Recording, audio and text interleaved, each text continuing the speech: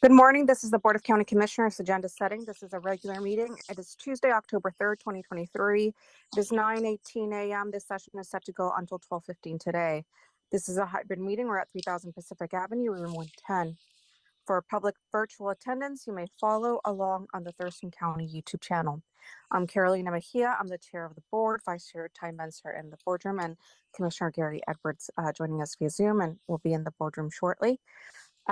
And before we move towards the agenda, there has been an update. Under commissioners items, the sheriff's office recruitment background process, that will be on October 10th, and he will be bringing that item as well as another item in front of the board. So that item will need to be moved to October 10th. And so since there's that change, we will need to approve the agenda. Good. Thank you, Commissioner Mejia. I would also offer one additional change under Commissioner items, and that is to remove the federal government shutdown. Since we did have a continuing resolution, we have 45-day reprieve. Perfect. Okay, so then that item is also removed from our agenda. Okay, are there any questions about the changes? No, ma'am. Okay, is there a motion? I move to approve the amended agenda for Tuesday, October 3rd, 2023 for this agenda setting meeting, removing Commissioner items 8.1 and 8.2. Second? It's been moved and seconded. Any discussion? No, ma'am. Okay, all those in favor say aye. Aye. Aye. Aye. Aye. I heard 3 ayes, so okay. All those against? Okay, the amended agenda is approved. Okay, so the first item on our agenda is the review of Board of County Commissioners draft agenda for our meeting of October 3rd, 2023.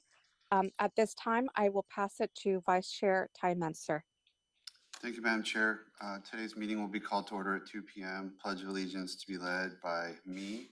Approval of today's agenda to be considered by the board.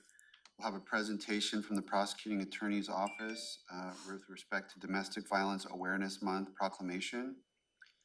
Christy Peters, Chief of Staff from the Prosecuting Attorney's Office, will be giving some background, and any guest she has will be permitted a chance to speak. And then we'll go ahead and enact that proclamation. Right, I have nothing to add. Thank you. Okay, I will move along. Commissioners, pipe in if you have a question on any of these preliminary items. Opportunity for the public to address the board follows. The county manager's update follows that. Nothing to report at this time. However, County Manager Romero Chavez would like a few minutes at this time to just say a few words. Okay. Any questions or issues there? Hearing none. The consent items are, there's 5 of them, 3A through 3E. First one is the auditor item regarding approval of the voucher list for the week of September 18th. Thank you. This item is to approve payments made during the week of September 18th, and it is on the consent agenda. There are no atrium tenant improvements included in the voucher list. Okay, any questions from commissioners? No, sir. Very good. Moving on, we have a second item from Auditor's Office and Financial Services, reclassifying position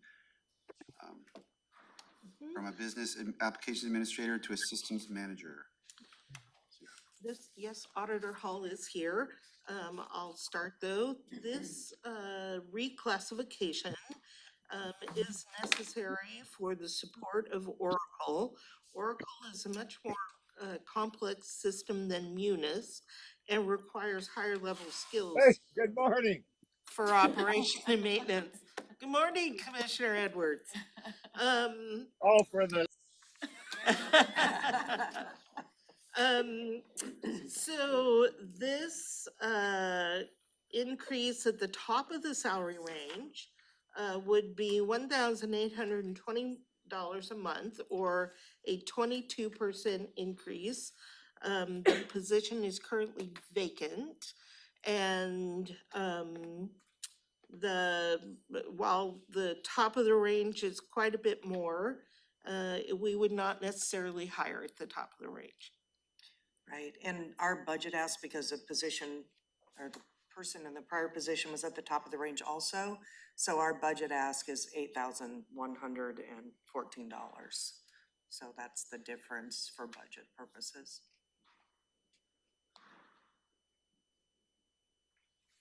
Commissioners Okay, have I'm looking for questions. my notes from I know we discussed this last week, so I know I had some things written down, but trying to get there. Commissioner Edwards, any questions for the auditor? No questions, thank you. Commissioner Mejia? Yeah, I had a question in regards to, I guess the timing of it, I think was my big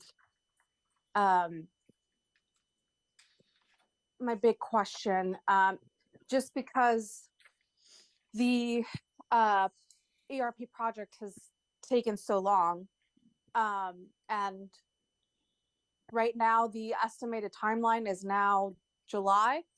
And that is if, I guess, we're lucky, right? And so with this updated position, I know that it's in response to kind of get that new, but it's just the timing, I guess. Does that make sense, Auditor Hall? Sure, yeah, absolutely. So there's a tremendous amount of work that this person does now, because you're having to map, for example, the old system to the new system, which is very complex and requires a lot of SQL queries and actually a little programming. So, I mean, we're really hurting by not having this position filled right now, and our only delay is, of course, waiting for this reclassification. But there's a tremendous amount of work that this person is doing right now, trying to merge and blend the two systems. So it's not like they will not be performing any of those duties until the upgrade is complete. Those duties are happening and have been since we started this Oracle project. Does that make sense? Maybe you can speak to it a little Well, more. historically too, it's gonna take several months to fill a senior IT position with Oracle experience. We can just anticipate that. Yeah. But yes, there is a lot of work they could be doing now, a lot of back-end configuration stuff they could be learning while the project is happening. And while we wait, we also need to continue to maintain Munis Exactly. at a functional level, and that may require an update due to the delay, which yeah. this person would be Yeah. important. It is going to require an upgrade unless we want to manually do our 1099s, which I don't think that's an option.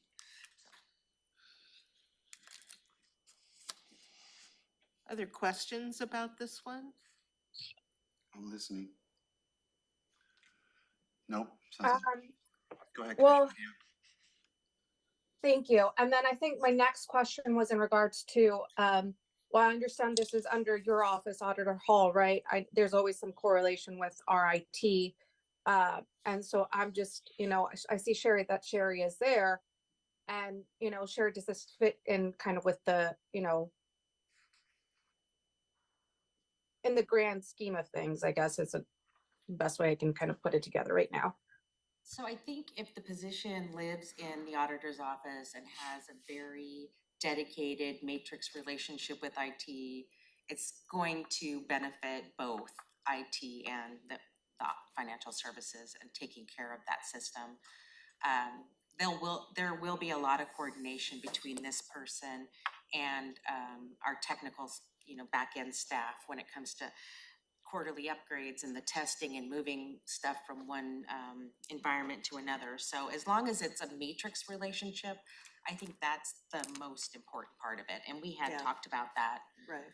And you committed to making sure that they were going to be really involved in what we're doing so we can be really involved in what they're doing. Right, well, and really that was relationship with Julia also. Yes. So it's just a different system and it's more complex, but, I mean, we chatted about this long before we came to you.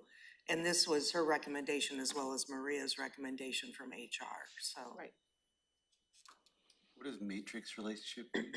Well, so they'll report to Mary's office, but will work with us. So it's like an even, right now we have matrix employees that report to IT, but all the work they do is for the office. Yeah, the court. Embedded employees, there is another Yeah. way. Right. So the difference is who does the reviews, That's really the you know, who difference. takes the direction, and that's the only difference. And this person is also going to be managing all of the permissions, for example, for everybody in the county of how much access do they have, how much do they need to our financial system. So that's one of the reasons why, you know, during this discussion, we decided that it would be best to stay there, but this person will participate in every single IT meeting because it's an integrated system. And it was before, but it's even more so. Way more so Hopefully, now, right? yes, Yeah, it's that's way the more goal. That's the integrated goal. now, yes. So, but our system, I mean, our people have always worked very closely together, and, you know, so do Karina and Carrie, so. Okay, Commissioner Mejia, good? Yep.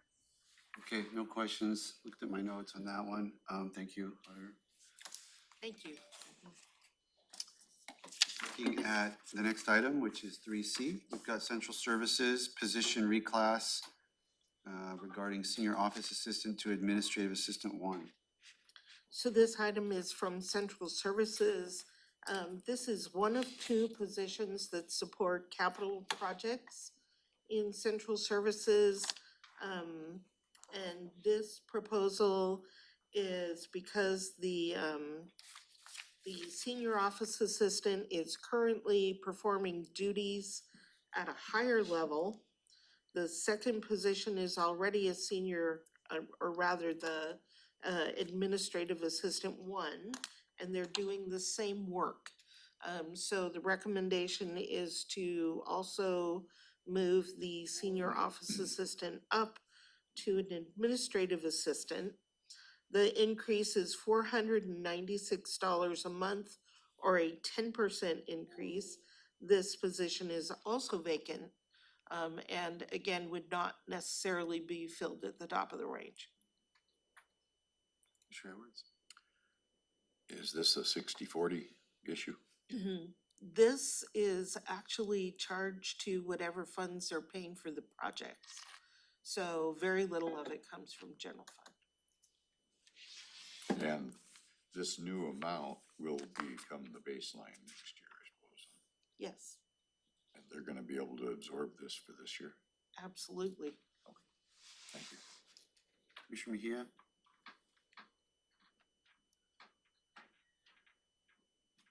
No questions on this item, thank you. Okay, let's move then to item 3D, another Central Services reclass. Radio technician to equipment mechanic.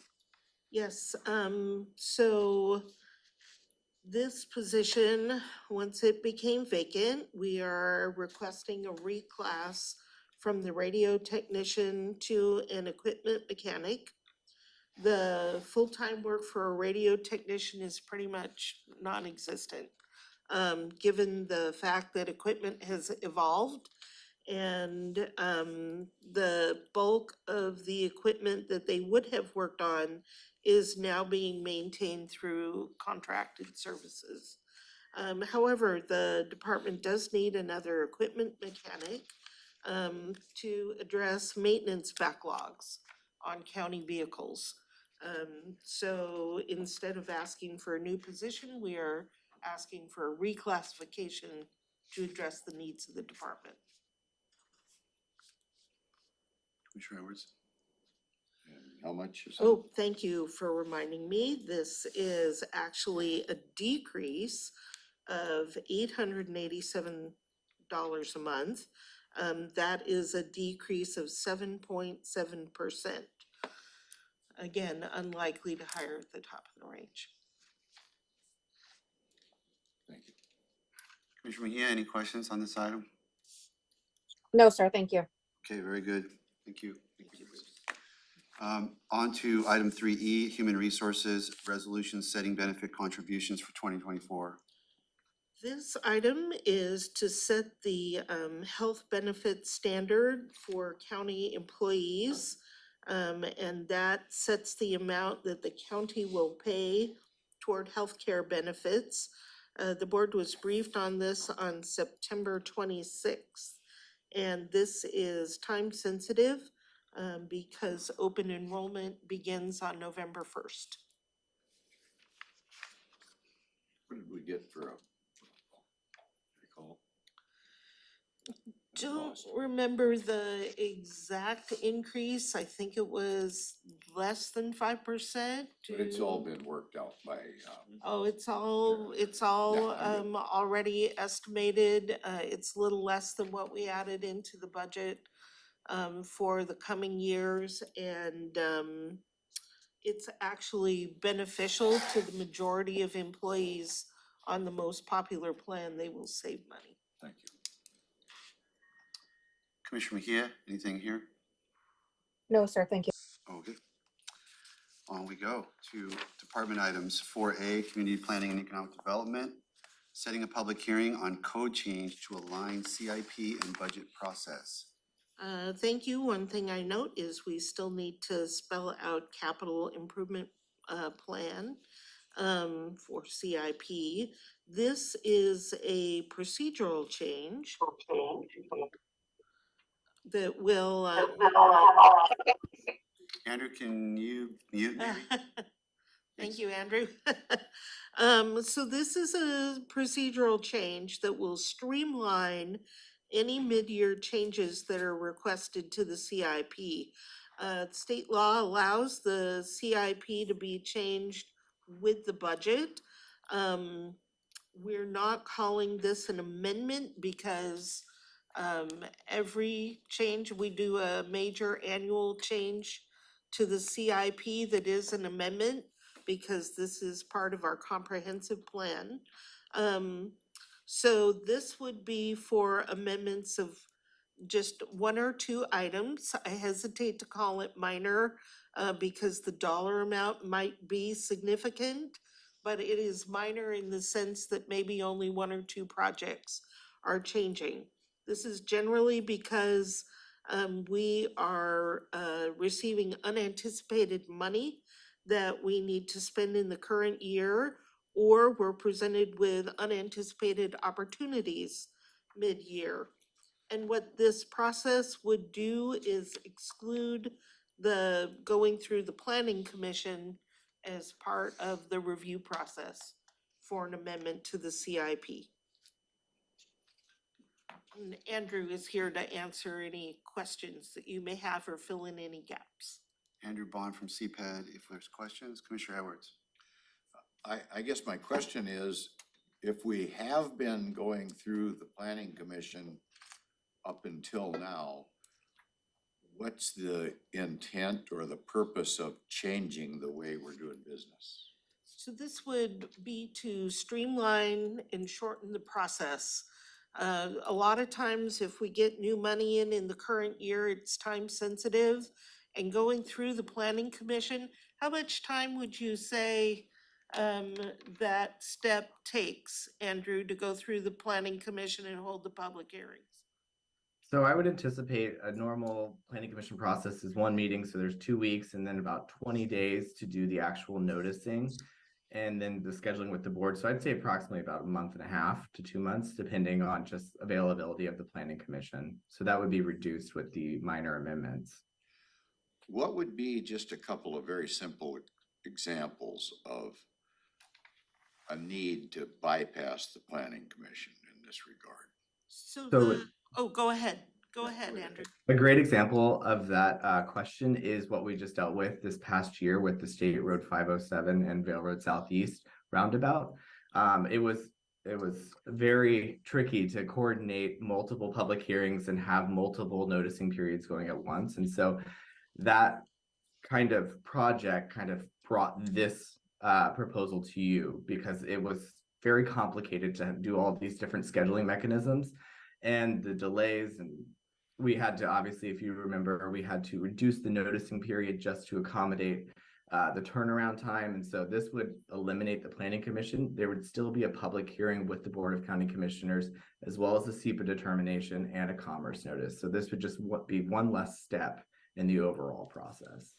And you may recall that money was completely unanticipated. We had no idea that the legislature was going to add that to their capital budget. The project became time sensitive, so we were able to amend the TIP very quickly on a vote of the board, but it took a long time to go through the planning commission to get the CIP amended.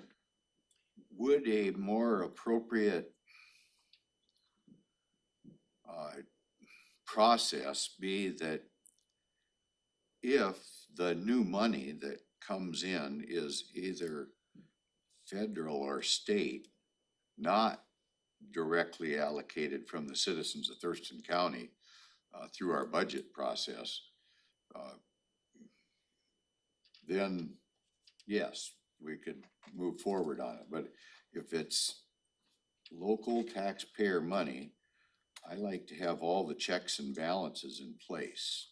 So I don't know if that makes sense or not, but if it was federal or state money that's coming in that was unanticipated versus if we're shifting something around and we're making a decision, well, we want to do this instead of this, that's where I think the planning commission should fit in. And correct me if I'm wrong, Andrew, but this does not change sort of the normal process of updating the CIP or the TIP on an annual update or approval, or even a periodic approval. So it would still go through that way.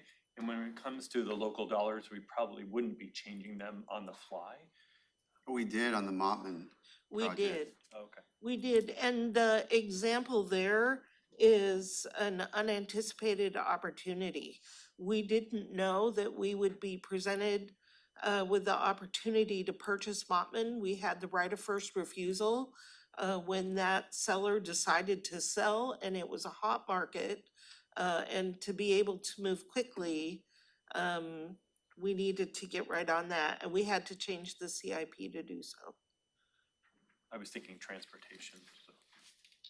Yeah, no, I mean, it happens, and I understand the argument you're making. Sounds like maybe we need to set a public hearing and hear what the public says, and then you could propose that change at that time if you think it's warranted. Right? And one more piece to add related to this is that this would be for 1 to 2 projects that appear through the mid-cycle of a CIP. And so if any project were to come after October 1st or not be completed by October 1st, it would be incorporated into the standard CIP update, which has the Planning Commission review as well as the Board of County Commissioners. And so this would really kind of align with potential money coming from the state or federal government kind of unannounced. It wouldn't necessarily happen with local projects per se. Most of the time. Most of the time. Because it has twice That, and most happened of the with time, local projects. that's kind of my issue. Most of the time, we'll be doing it for the reason laid out by Andrew. But I hate to see us start, then we slip back. Well, on this one, we'll just take this money from here and do this. So I don't want to this start would, streamlining or cutting out the citizen input. Right. I would also note again that state law only allows this change to happen along with a budget. And you only amend the budget twice a year. So Even in if- reality, it would only happen potentially once a year in the spring. Is that even if unexpected money comes in? I thought if unexpected money comes in, we're allowed certain leeway. You still have to do a budget amendment with an unanticipated receipt. And the law only allows this to happen with a budget amendment. So if there were no budget amendment, there would not be an opportunity to amend the CIP. How would that work with the example from the roundabout, I guess? It came at a time when we added it to a budget change. And you may recall that we did a special amendment specifically for capital improvements, so that we could take advantage of the money. Okay, well, I think Commissioner Menzer probably hit it on the head as far as I we can discuss it. I also would say that in the 13 years I've been with the county, I've only seen the CIP changed mid-year 3 or 4 times. It's not common. Commissioner Mejia? Can you hear me all right? Yes, ma'am. Okay, I'm going through a bad area, but I'm wondering if we can just do maybe state and federal money that comes in like through projects. I'm not sure if that's even something, Andrew, I'm looking at you for this. Yeah, absolutely. We can look at amending the language to codify that it's only for state or federal money. And then the board can consider both options. And well, like I think we should move on with the public hearing, right? But maybe when we have discussion after the public hearing, it can be an option that we can look at. Absolutely. But maybe that way it's not, I guess, just, delayed or, but if we have like a, just different options for kind of the board to weigh in, and then after the public hearing, just depending on what we hear at the public hearing,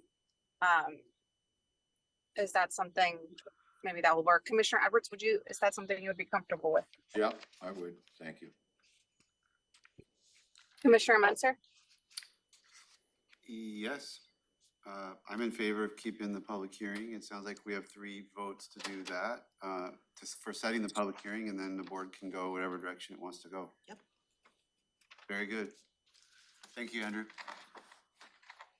Item 4B is another CPED item.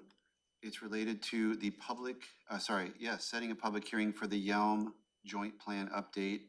Amelia Schwartz from CPED here to answer any questions. Right, so this item would repeal and replace the Yelm Joint Plan. And this item had a public hearing set for October 10th, but there was an issue with publishing the legal notice. So we are now asking the board to set the public hearing for October 31st. This item had a unanimous recommendation from both the Thurston County and the Yelm Planning Commissions, and is recommended from the city of Yelm. So this is just to reset, if you will, the public hearing to allow for proper legal notice. Commissioner? I guess we gotta do it. It sounds like. Commissioner Mejia, okay with that? Yep. All right, very good. Thank you, Amelia. Thank you. We'll move along to item 5A, which is Public Health and Social Services, an interlocal agreement related to Nurse Family Partnership.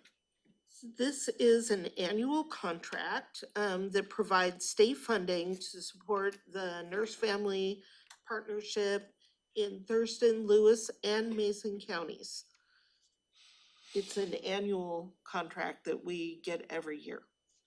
And Gretchen is here to answer any questions that you may have. Good morning, commissioners. Thank you, Robin.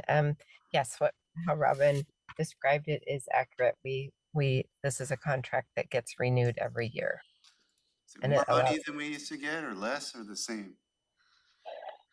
It's pretty much the same. One difference this year is it doesn't have the rescue funds that it had last year, so it appears a little bit less, but it's not less in the way of staffing. It just doesn't have those rescue funds. We do, however, expect that there may be changes coming in within this contract year because DCYF is changing how they will move to reimburse at a rate reimbursement strategy rather than what they have been doing. So they do expect it to increase this year once they get all of that worked out. That's good news. Commissioner Edwards? Gretchen, is this the topic? You sent us something the other day that we've got some families in the queue, so to speak. Is this the portion that you're referring to where we've got, I don't know, 100 families waiting or something?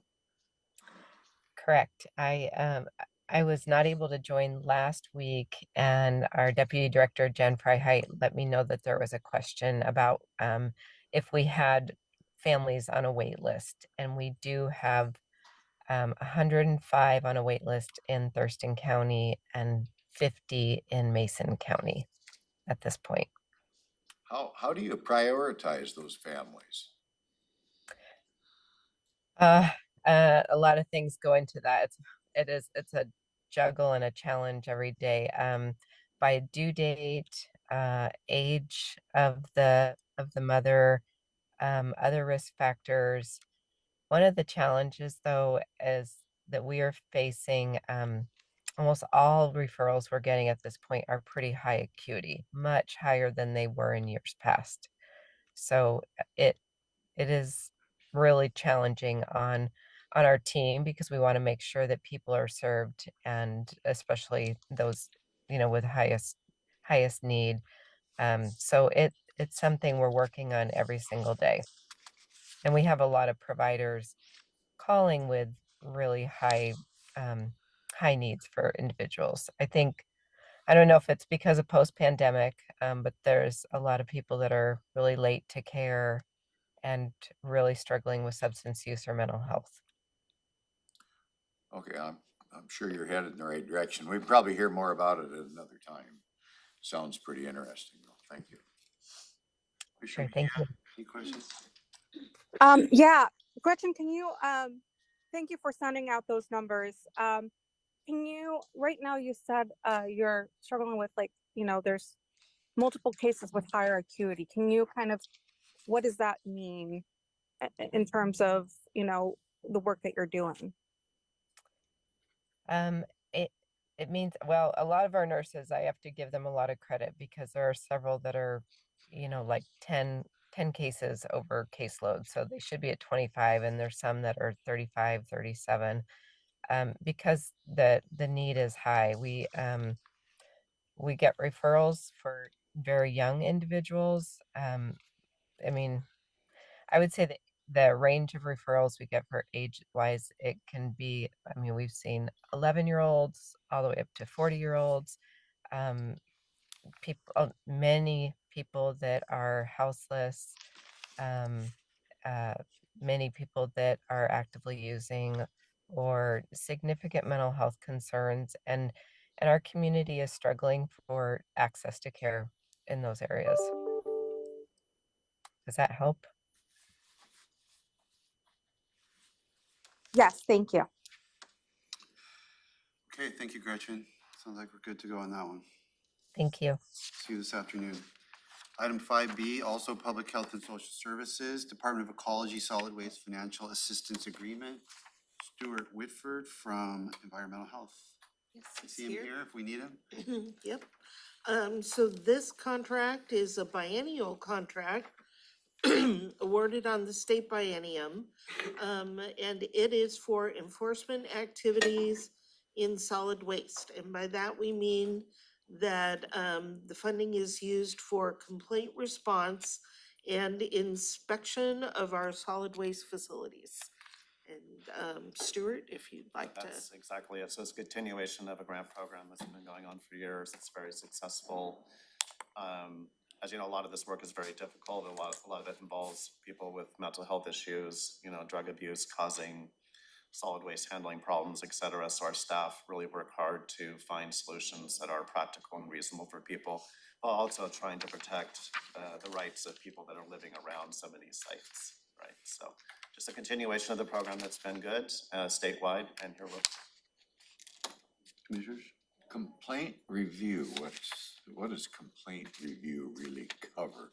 Is that where we've got citizens that are complaining about a neighbor that's got a rat infested yard, or What? I'm just trying to put something Well, to well, that. the first part of the process is we have to review what the actual complaint is and kind of try to verify if we can, by phone or by email or by whatever contact they may have. A lot of people will use our website to do a concern, or they'll call a phone, so we have to kind of verify where the complaint is, what the location is, what exactly are they saying, to kind of confirm that it actually appears to be a violation there, because we have so many cases that we have to make sure if there's no veracity to that complaint that we may have to decline at that time. So that's kind of the review process. What's wrong with the photograph or a short little clip? Well, well, sometimes the photographs that we get, you can't really pinpoint where they were taken. They can be taken on any different site without landmarks and things like that, so. Okay, well, I know we've been using it for a long time, but maybe we could even do better, because I know we got some terrible dump site locations. And I shouldn't say dump sites, because they're known locations where the situation just Well, garbage. yeah, we have people that are either renters or owners that are Yeah. depositing materials, sometimes burning and, improperly, handling materials on their own site.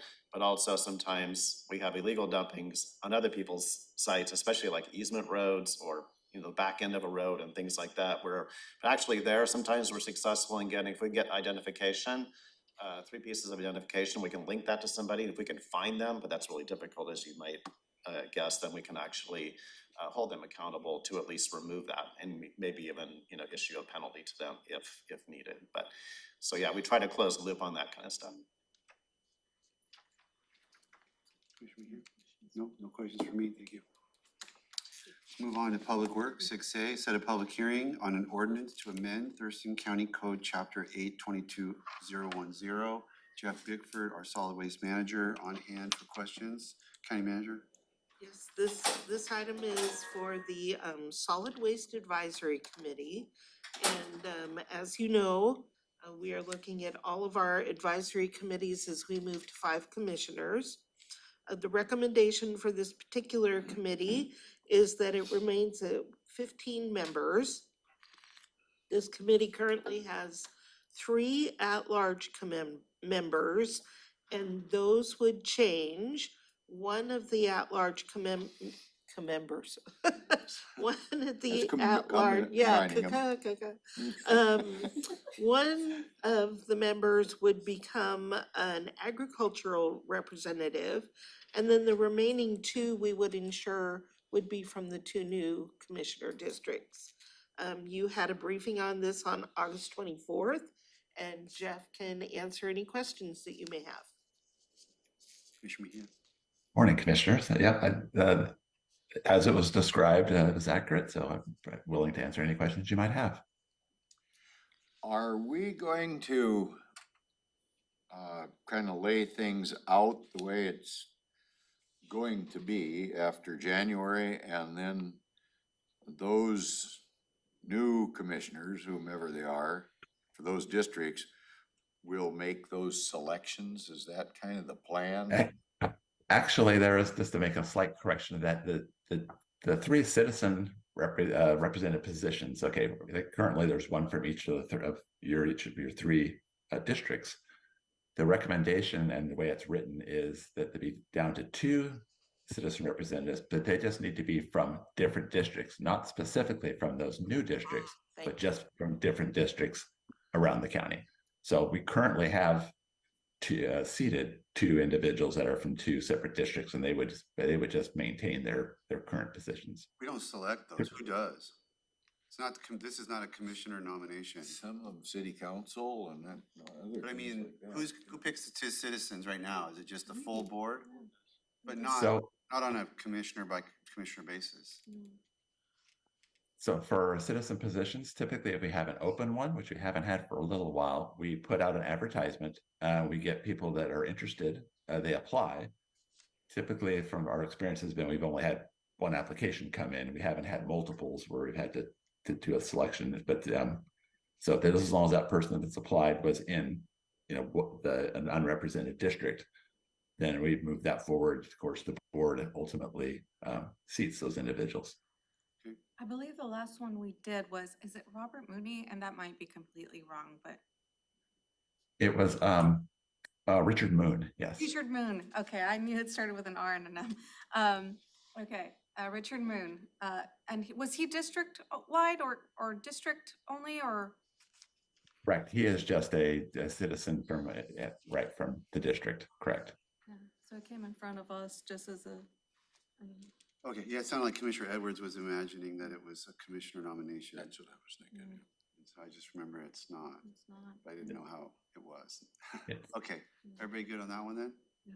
Thank you, Jeff. We'll go to item 7A, Sheriff Office item.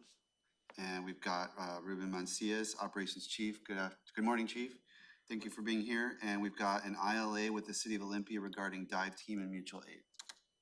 So this item establishes a mutual aid agreement between the county and the city of Olympia in support of the dive team, and there is no money involved in this agreement. So the sheriff's office obviously maintains the dive rescue team. We are the only dive rescue team in the region for ourselves, Mason County, Grace Harbor County, and Lewis County. On that, we have different agencies. Lacey Police Department has a member on our county dive team, and as well as Lacey Fire Department. They all have similar agreements. The agency itself will maintain or purchase the equipment needed for those. The county obviously maintains the bigger items like robots and things like that that we have, that we purchase. But for the normal dive team equipment and overtime, training time, anything that will be incurred by the city of Olympia. Over the last couple of years, our dive team has responded for Olympia and recovered drowning victims out of several lakes and the Sound.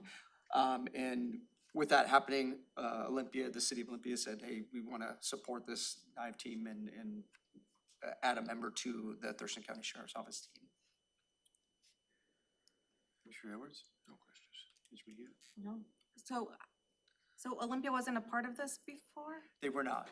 So it's mainly been, in the past, I believe Tumwater had an officer on. So it's a majority of Sheriff's Office members. And then we have several from Lacey Fire Department. So they have a big contingency on the dive rescue team as well. Lacey Police Department just joined back in, I think, last year. They had someone on there for a while and then they took them off due to staffing issues. They've replaced that person now. Tumwater hasn't filled their position back on the team. But now Olympia wants to add somebody and hopefully additional ones in the future. So this is since the dive team has been operational, I guess.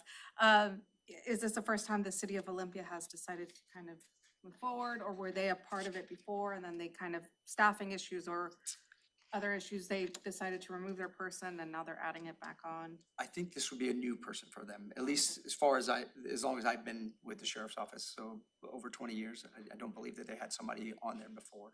So, but regardless of people being on the team or not, we respond and cover all those agencies anyway. So it's really just a force multiplier that helps with alleviating some of that pressure from us going to different areas. Now we have an additional person that could go, not taxing the sheriff's office or the other agencies as well. That's great. How many people how many officers are in the dive team? I don't know off the top of my head as far as officers, but I believe there's probably 14 or so, and then there's probably 6 or 7 that are fire department, people from the Lacey Fire Department. How many calls does the dive team answer? I'm going to the different kind of weeds here. I'm just curious more than anything. I would say that we get a lot of water rescue operations. So I would say anywhere probably 100 plus a year that we get, a majority of those coming from either the Puget Sound or Nisqually River. We also have a marine services unit that will assist with those operations. A lot of them are, checking on a boat or something like that. But when it comes to the river resources, which is the Nisqually River, the Black River, the Chehalis River, Skookumchuck River, only the dive team members are trained and have the proper equipment to do those type of swift water rescues. The dive team also will respond to confined space or any kind of high angle operations with rescue ropes and all those type of situations. So there is quite a few that come out throughout the year. Thank You mentioned that we're the only one in Grays Harbor and Mason County, so do you get called out to Grays Harbor County? We have, we've gone out there, and that falls kind of under the, some of the state emergency management side of the house. But Lewis County, Mason County, and Grays Harbor County rely on our dive team several times a year to go recover drowned people. It's usually the calls that we go for. And that's really surprising to me that a county like Grays Harbor with, you know, they've got marine, I mean, you know, they got a lot of water. Yes. And areas, and I'm sure they have more calls than, you know, the typical county. And is there, I mean, is it just kind of we do it as a good neighbor, or did they compensate us in some way for all the training and equipment and robots and all the stuff you just mentioned? Yes, no, under the mutual aid agreements, they rely on those. Obviously, some of those other counties don't have the funding or the support for that like we do. We've had our dive team at least 24 years now that I know of. I think that in the past, Grays Harbor had a dive team, but due to funding and all that, they you know, got rid of it. They probably rely more on the Coast Guard or, you know, some of those type of entities that are out there. But on diving platforms, the Coast Guard doesn't really have divers that they would use to assist in that kind of stuff. So mostly it is a assist that we do for other agencies and it happens a couple times a year outside of the county, I would say. But you said, I mean, I'm just curious, because if you're saying there's 100 times a year, but only a couple of those are outside the county, then Yes, why sir. aren't those counties generating 100 calls like our county is? Oh, because we kind of structure what we will respond to out of the county. Okay, you So won't if go you- to as many Yes, different so, things. so if they had somebody that's stranded on the river, it would take us hours to get there, so that wouldn't make sense to try and deploy that. Now they have a drowned person that they need to recover, then we would go and search for those. Those are mainly the ones that we will deal with on out of county stuff. But the responses here is a person stranded on Nisqually River on a log jam. The dive rescue team will go over there and remove them from the river and so that's where we get so many locally in here. And then a lot of the areas, the Black River, Shaler's River, our boats don't really operate on those. So if someone might have to go with a raft, which is the dive team, they'll go out with a raft or a little boat and maneuver most of the river to get to where these patients are victims. And I mean, if I'm Grays Harbor and it's not something where it would make sense to bring Thurston over, what do they do when they don't have the divers or for the smaller calls, I'll call them, or the ones that are more time sensitive or? I don't know. I would imagine that they're required to have some type of rescue resource. So they might send like their marine services units, or they might reach out to the state search and rescue program and then get volunteers and people showing and responding that way as well. A lot of other agencies and sometimes even ours, certain parameters make it so that it can't be like a dive team doing it. It has to be like a commercial salvage, crew or something like that. So sometimes they might have to even have companies like that come out and recover bodies or stuff. Any other questions, guys? Okay, thanks, Chief. Commissioners, Yeah. given this item doesn't have any financial implications, would it make sense or would the board be supportive of moving this to the consent agenda? It's fine with me. Yeah, sounds good. Unless the sheriff wants to publicize it or something. No, I think that we're So, good with everything you want. Yeah, let's do that. Thank you, Commissioner. Could I throw out yet another potential suggestion for consideration? For the items that are specifically just setting a hearing date, if there's consensus amongst the board to do those, does that make sense for those to go to a consent agenda as well? We generally want the public to hear that. That's why they're not on consent. I think that's Just been looking the for thought streamlining. in the past, yeah.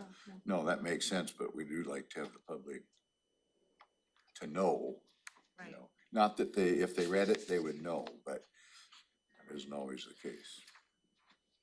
No, yeah. But 7A then to consent. Is that okay? Okay. 7A will go to the consent, and then we'll have our standing items, and then we'll move to a public hearing regarding POG, Land Use Plan and Rezoning Amendment. That will start at 3:30. And I see Amelia Schwartz is back, in case we have questions. Anything we need to know about that?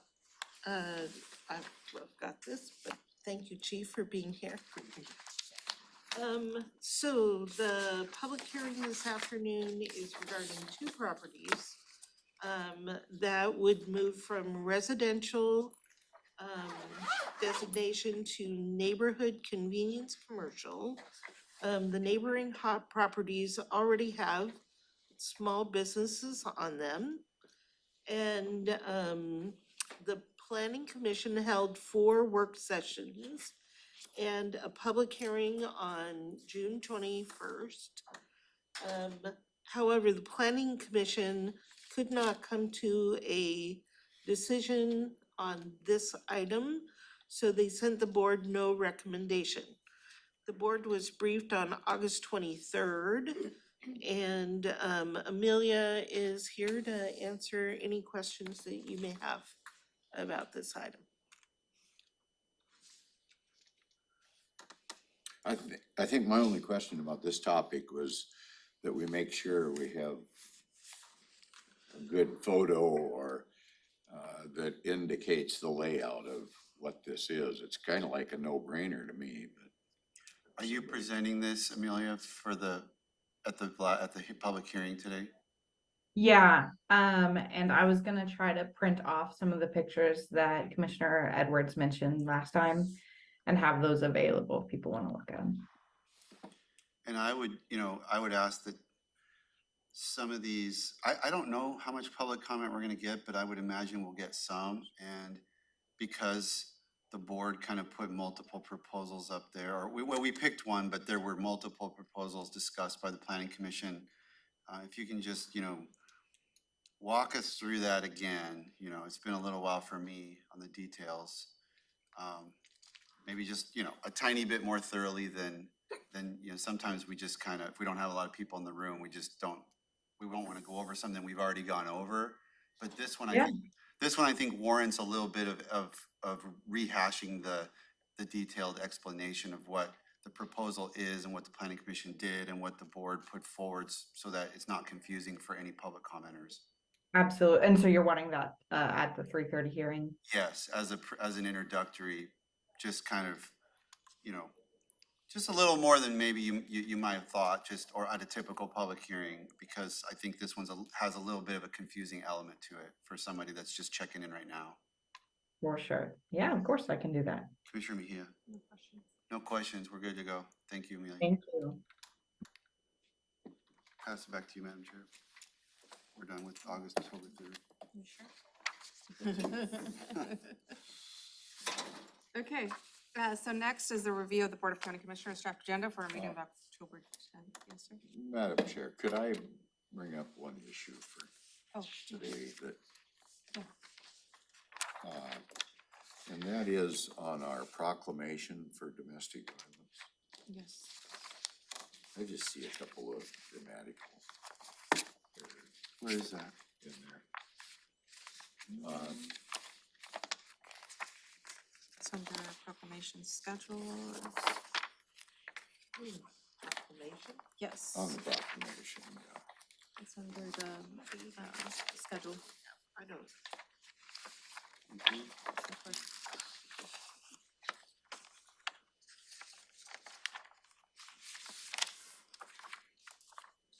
The 5th whereas down. Yes, sir.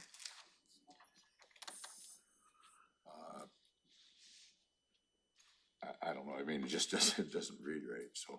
It's a missing word. Cases? Yeah, whereas Thurston County Prosecuting Attorney's Office has charged 539 something. I'm just wondering if that wouldn't read better if it was, has charged over 500 domestic violence cases or something like that. I mean, not that that's a big deal, it just didn't read very smooth. It does seem to be missing a word. Yeah, it's just missing a word there, so I don't know if that's for, with, whatever, something's missing, I'm not trying to be too critical, but, and I'm then. guessing it's cases. I'm guessing it's just a missing word, cases. Okay. Right. Might want to confirm Okay, that with the maybe that's prosecutor, it. so we don't say it wrong. Discharge 539 cases of. Okay, with domestic violence, I think, Oh. rather than of, isn't it? Well, isn't that a charge in and of itself, domestic violence? Yeah, charge. No, it's attack to another crime. Okay, so with But I is think, more appropriate? I don't know. I with- think either way is fine on that Okay. myself, but And then down on the last whereas the Thurston County Board of County Commissioners supports, and then it says the efforts to promote, but whereas the Thurston County Board of County Commissioners supports efforts to support, I'd scratch out that the. And then I'm a little concerned with how this reads on now therefore. And we've got encourages all residents to report domestic violence to the Family Support Center or the Safe Place 24/7 hotline.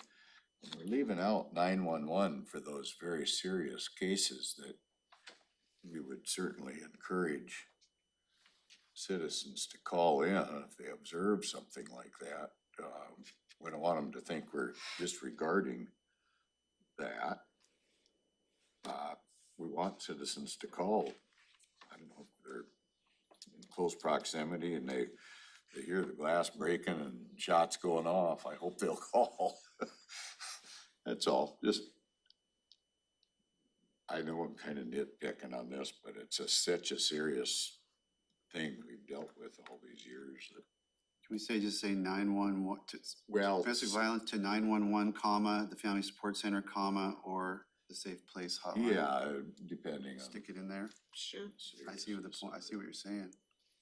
I appreciate you scrutinizing this, because I'm the one that reads it, and sometimes I get Yeah, halfway through. well, and I it's was like, oh, thinking, when I used to this read doesn't it, make it was sense. hard to do, if it wasn't worded right, you know, it was, Yeah. yeah, so.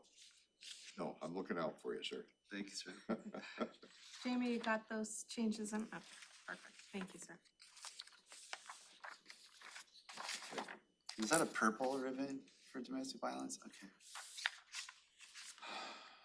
Figure out which pen to have. Yeah, we usually do like the 100-man thing or something. It's something that John usually, Didn't they do something? I don't know why women can't go to 100. It's kind of sexist, isn't They it? have an 100 Women event too. They do? Do they? Okay. We're not invited to that one. Okay, Tuesday, October 10th agenda. So call the meeting to order at 2 p.m. The Pledge of Allegiance to be led by Commissioner Edwards and the approval of the Tuesday, October 10th agenda. We have one presentation, and that's Breast Cancer Awareness Month proclamation. Yes, this proclamation is in recognition of October is Breast Cancer Awareness Month. We have Erin Berkland here from Public Health. And I don't know if she has invited any guests to. Jamie? That's a pink ribbon. They're both the same month. Good morning, Commissioners. Yes, I have invited Nicole Woosley from the American Cancer Society, and she will be bringing guests along with her, both virtually and in person. Who is that? Who's coming out, Aaron? Who is it? Nicole Woosley. Good. The American Cancer Society. Thank you, Erin. Yes. Questions? Okay, then there will be an opportunity for the public to address the board and county managers update. Have no update at this time, but we'll follow up on items if we should hear them. Okay, then consent items. We only have one consent item, and that's item 3A from the auditor's office, and it's approval of the voucher list for the week of September 25th. This is to approve payments from the week of September 25th, and there are no atrium items on the list. Let me just ask you a question about, it's not on there, but I think the one we just went over, it's got that ongoing $1,600 parking issue that, I don't know, we must pay monthly or something that's on there. It's not on this, it's not on the one you're referring to right now, but it was on the one an hour That's ago. right. And, I thought we were getting the whole package deal of parking. Did we have to go out and rent additional parking We that we did. didn't have, or? We did have to obtain additional And spaces. that wasn't up to the owner of the building to provide. I thought the contract had read that adequate parking was provided or something. The contract read that there was parking at the lot immediately adjacent to this building and the one across Pacific. But when we counted the number of spaces and compared that to the number of tenants and county-owned vehicles, we knew we needed additional spaces. So the small secure lot was on a separate contract. Is that from the same outfit or from a different property owner, or? Because there was something about construction on the security fence or something, I remember. We did pay for the security fence to be, that was a tenant improvement. It is also through MJR, but it was not part of the atrium lease agreement. Okay, so it didn't say adequate parking or The provide necessary parking. I don't know, I parking- can see we might never have enough parking, so. That's that exactly might be right. what we're up So the against, huh? parking in the two lots that came with this building is in conformance with Olympia's city parking code. However, given the number of county vehicles that these various offices have, we needed to secure additional parking. Okay, thank you. Any questions? No Okay. questions, thanks. Okay, department items under Commissioner's Office, item 4A is to set a public hearing for continuing a telecommunications franchise agreement with the Marshall Telecom Inc., DBA Rainier Connect. So we are currently working on the agreement between the county and Michelle Telecom. This agreement is currently in legal review, and we don't have the final agreement at this time. So we are asking to take this off of the agenda until the attorneys complete their work. Because we're not quite sure how long that's going to be. Okay, questions, Commissioner Edwards? No questions, thank you. Questions, Commissioner Menzer? No, ma'am. Okay. Item 4B, a resolution amending the appointment process to the Racial Equity Council. And we also have an item under our Commissioner's item today in regards to the Diversity, Equity, and Inclusion Resolution. Yes, Commissioners, this is on for later this morning when Devi will be here to present to you the proposed changes to the resolution that establishes the Racial Equity Council. So we can either go through that, those changes at that time. Basically, what it does is removes the citizen stakeholder group from the process to fill vacancies on the council. Questions, Commissioner Edwards? I'll just wait. What, do we need to have a public hearing about that or No, something? I don't believe so. It just No. requires an amendment to the, or So we're gonna cancel one and just rewrite another one, or? So we'll go change the through verbiage, in depth. or- Davey will be here with a copy of the proposal. And I see Commissioner Menzer has it. It's there in your packet. It was on the table when I got here. Oh, excellent. Here it is. So it's a basic change and we could go over that later this morning. We reserve time later this morning. Okay. I don't have any issue, just. If you have no issues, it's going to be a very short part of the meeting later this morning. Okay. Okay, and then any additional questions for Devi? Okay, so then we will be reviewing this item later this morning under Commissioner's item. Thank you, Davey. Okay, item 4C, it's a change order request for TC Connect, and this is our lovely standing item. Yes, it is a standing item. It is still in negotiation. And we'll bump it one more week. We could just remove it until it's ready, but Nope. this keeps it in front of you. Good job. Any questions? Keeps it fresh on our minds. And this is gonna go until like April. of I next better year. not. Okay. Nope, it can't. All Okay. right. Emergency Services, item 5A, it's a sole source contract to purchase Motorola radios for new Thurston County medic units. I didn't know Motorola was still in business. Right. Yes, very much so. So this item is to purchase 5 mobile radios plus 10 portable radios and all the associated equipment for 5 medic units. This equipment is using the same type as has been distributed by TCOM 911 under their updated communications system. And I'm going to turn it over to Ben to tell you a little more about this.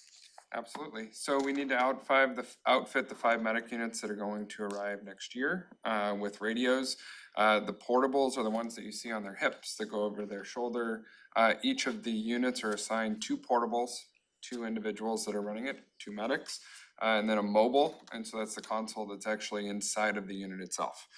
What we were able to do, and the reason this is a sole source for Motorola instead of using other vendors, is that the TCERN project, or the Thurston County Emergency Radio replacement project that's now ongoing, is replacing all of the radio system, and they've actually required that we use Motorola's on the system, which leaves us at a sole source. However, they've been willing to utilize and give us the 10% discount off of NASPO pricing in that sole source agreement to make sure that we're getting the lowest price that's available, which is in alignment with the contract that TCOM originally signed for the items. Questions, Commissioner Edwards? Medic 1 wasn't included in that revamp, if you will. So you're paying attention. That's awesome. So, Just what's- so with that, we are actually the first one through the door of actually needing to augment more than the system was originally contracted for.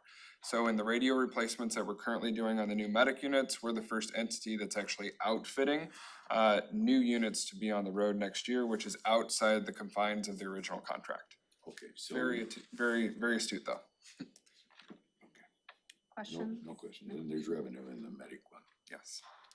And I think the board didn't the EMS board already unanimously? Yep, they've, this is actually in the 23, it's in the budget, appropriated budget for 2023, which was approved by the EMS Council in 2021 unanimously. No questions. I'm deferring to our EMS council rep on this one. No questions for me, thank you. Thank you. They went back to radios, the cell phone business too.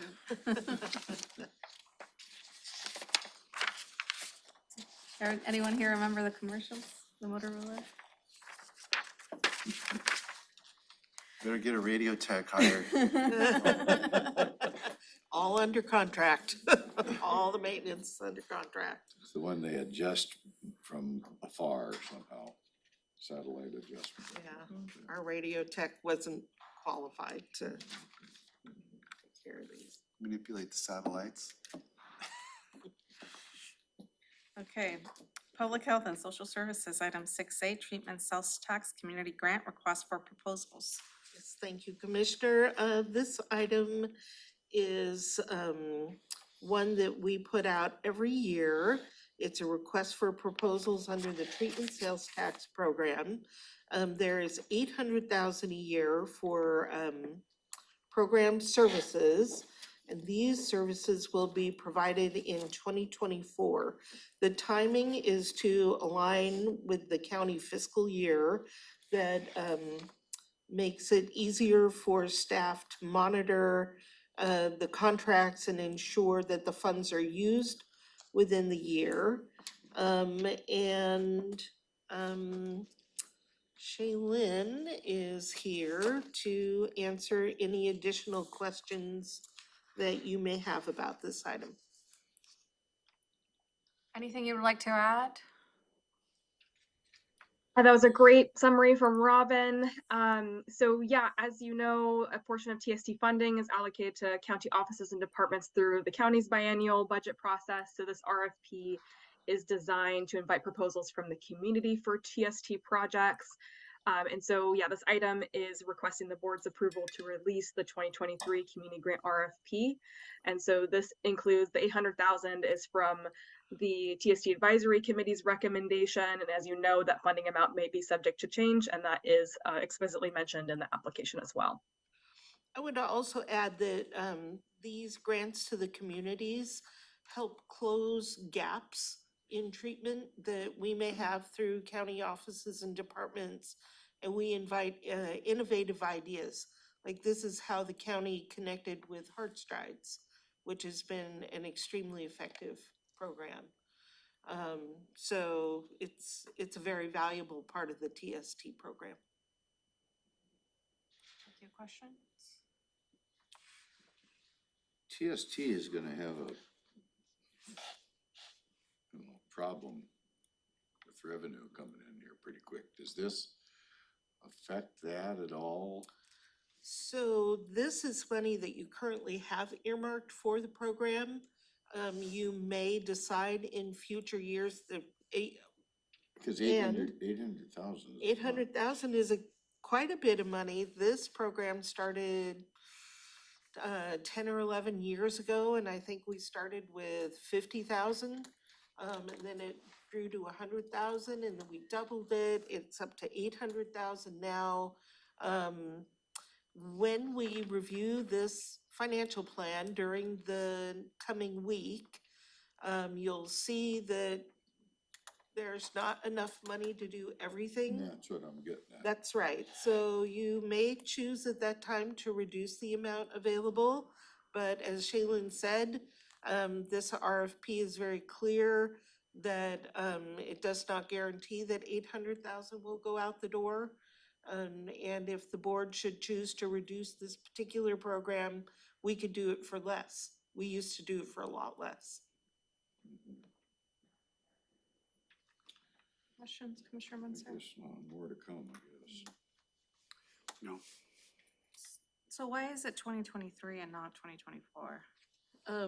Because the RFP is going out in 23, the services will be provided in 24. You could call it the 24 process, but. Well, I'm wondering by the time the RFP goes out, applications come through, they're reviewed. I mean, it's gonna be 2020. I'm just. The contracts, the timeline for this process is set so that the contracts can begin on January 1 of 24. Okay. Yep, it's aligned with the fiscal year.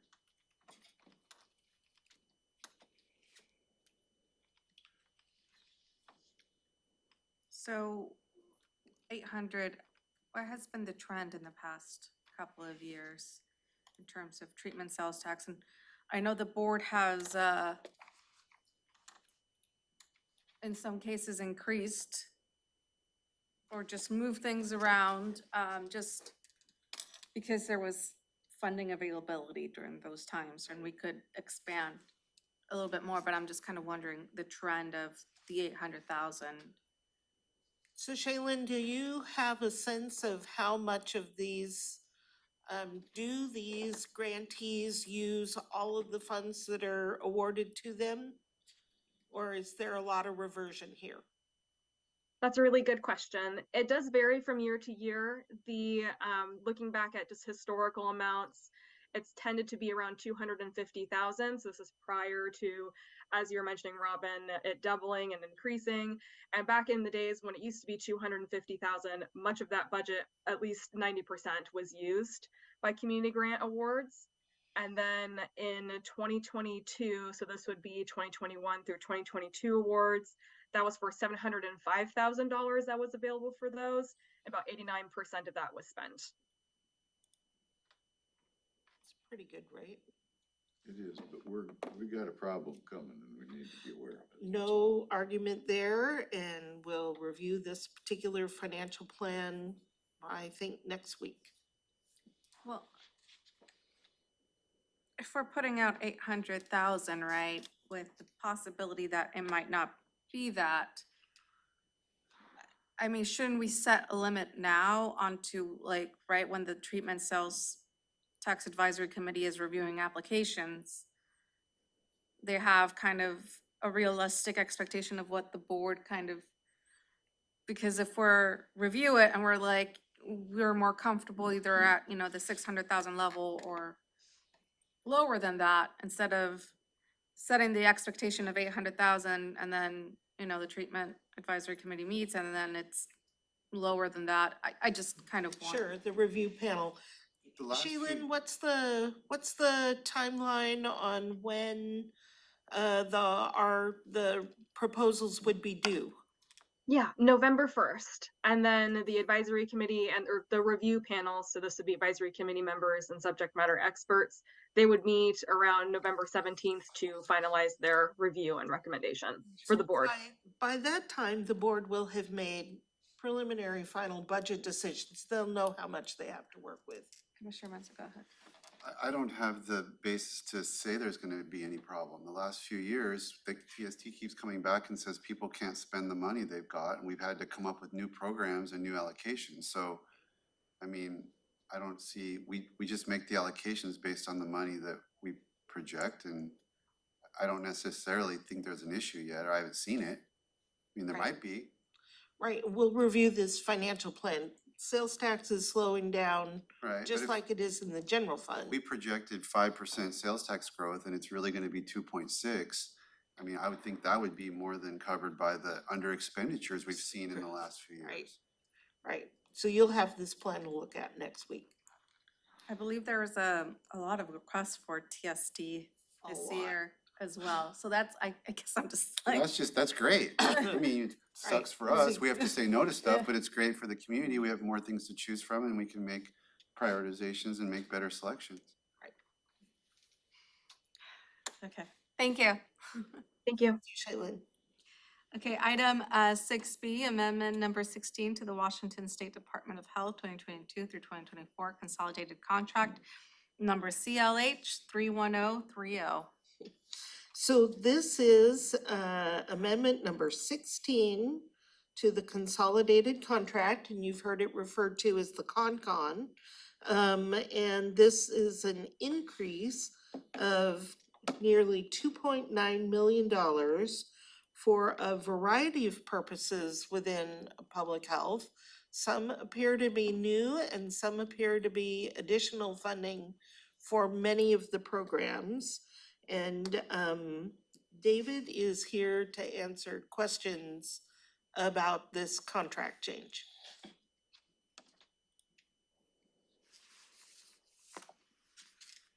You're on mute, David. There we go. Thank you. Yeah, Robin said it well. This is, you guys should be familiar with this at this point, number 16. I already saw a draft for 17 coming up. We'll probably have, I think, 2 more before the year ends. The biggest change for y'all to be aware of with this one is something that we'll talk about at the budget briefing next week. There's a 1.1 million increase for foundational public health services. That money this year, instead of going into the 5 or 6 tasks that you guys are used to seeing, goes into about 6 new categories. And again, we'll go through this at the budget briefing, but this represents that allocation coming to the department. So for now, we just have to say yes to this money and then you'll guide us through how we're gonna allocate it under the new. Correct. So this authorizes me to actually spend it, but you'll get to have a say, obviously, in like how it actually gets spent. My heads up is just, and I think Robin has mentioned this before, this increase is a little different than in past years because it's really targeted about how the money is supposed to be spent. But we'll walk through that for sure. Commissioner Edwards. No, I'm good. So we're getting a total of 2.8 million, but it's, in the grand scheme of things, it's only 1.1 additional. Yeah, the other amounts of money that you see there, those fluctuate from other grants that we're getting. There are adjustments. Some of it's money that's unobligated. Some of it's money that we knew was coming. Their increases range from anywhere from literally like $200 up to $150,000. So part of what's confusing about this CON is that you guys are seeing literally every time DOH makes a change to a contract for us, you're seeing that adjustment. So even if it's not necessarily new money, so there's a contract I have, I know it's worth say $1 million. I may only be getting the allocations quarterly. So you might see me get that $1 million in $250,000 chunks at a time, if that makes sense. So in this particular amendment, really the only new funding that it's in this amendment is actually that $1.1 million from FPHS. Right, the rest of it is already assumed in the budget. Correct. Okay.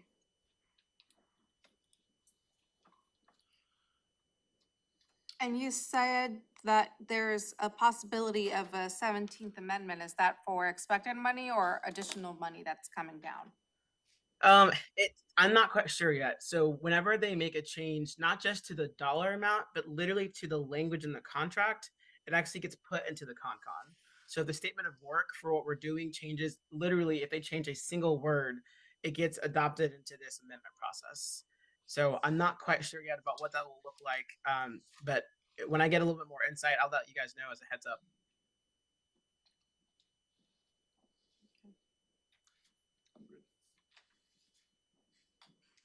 Thanks. Okay, Public Works, item 7A, interagency agreement with the Department of Enterprise Services for general training. This item is ILA with the Department of Enterprise Services with the state of Washington. And this agreement would allow county employees to access training provided by the state at state prices.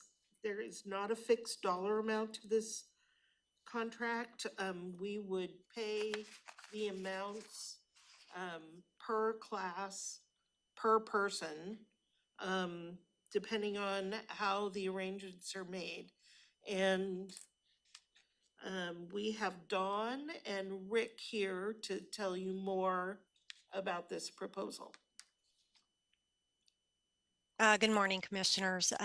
Yes, this interagency agreement is designed to provide training so individuals can complete certifications or development. It's going to be a tool simply for available courses. There is no money tied to it. There's no minimum training requirement or expenditure level. It'll be utilized contingent upon available training budgets. And it's intended to do group training, which will offer efficiency in ordering as well as reduce cost due to quantity of people attending the course. You may recall, oh, go ahead, Dawn. Oh, I was gonna say, any questions? I was just gonna add, you may recall that the county is currently providing project management classes for county employees. It's through an agreement with DES, is that correct? And the college, and they send a professor to us, and our employees are able to take the classes and will eventually have their project management certification. We also did a county class in lean. That was through the University of Washington. But this enables easier access to training that our employees need. And again, only within current training budgets. You used the term individuals, and I'm curious, is that citizens or county County employees. employees that are? County employees. Yeah, these are employees. And then what's the 350,000 for? What's that about? What, 350? Reading into it, yeah. Wait a minute, I didn't see any 350,000. Yeah, okay, good enough, type of I this. see. I was just reading down too far. Okay, Questions? thank you. Okay, no questions. Oh, Great. just a thank quick you. clarifying, Don, just because Yes. this is coming as a department item from Public Works doesn't mean that it's limited to Public Works, correct? Right, it is a department wide, I mean, it's county wide, sorry. Anyone, any of the departments in the county may use it. Right. Public Works led the initiative to get it stood up. And thank you for that. That's great. Thank you. Thank you. Okay. Public Works is coming in strong next week. Item 7B is contract award for step tank pumping services. Yes, I believe there was a briefing on this when we went out to bid. The county received one bid for providing pumping services. We have 250 septic systems and pump approximately 60 each year in the Boston Harbor and Olympic View area. And we also need occasional septic pumping in Grand Mound and Tamashan. This contract, should you approve it, would be for up to $350,000 a year for a 5-year period. That's 1 year plus 4 extensions. And we have Joe, I see Joe here, to answer questions that you may have. Joe, anything you'd like to add? Nothing to add. I guess I would say one thing. All of the step systems, the tanks that we'd be pumping on this would be county-owned assets. Questions, Commissioner Edwards? Where's the money coming from? So money for this would come from water and sewer rates and fees. That's right, utility rates. From customers. Any follow-up? No questions? I guess not. It sounds like a necessary. We have to pump them. Yep. No way around it. Cost of doing business. Okay, thank you. Thank you. Okay, item 7C, request for proposal for a solid waste moderate risk waste transportation and disposition management services contract. This would be an RFP to solicit bids to provide for the transportation and disposition of approximately 100 tons per year of moderate risk waste from the Hazo House. And it would be a 5-year contract with an estimated value of $1.5 million. And we have Jeff here again to answer questions that the board may have about this proposal. Good morning again, commissioners. Yeah, so this would be a single year with 4 option years, so up to 5 years. So just to clarify that, so it'll be on a year-to-year basis. If they're continuing to perform adequately, then we would continue that contract. Willing to answer any other questions? What was that volume? About 100 tons a year. Correct. Can you give us an example of the type of product you're dealing with there? Certainly. So moderate risk waste is basically, it's also called household hazardous waste, another name for it. So a lot of you'll see things such as fuels, gas, kerosene, diesel that people might bring in, pesticides, herbicides, fluorescent lamps, certain batteries, and other, but basically things that are dangerous or toxic or or the various types of chemicals. So that require special handling. In some cases, they can be recycled depending on the commodity, but most often it's for some sort of destruction or disposal. And how is this gonna be paid for by contractors or? Correct. This would be, we'd be getting proposals from contractors that, so basically, of course, the funds come from the solid waste fund, which are from tipping fees.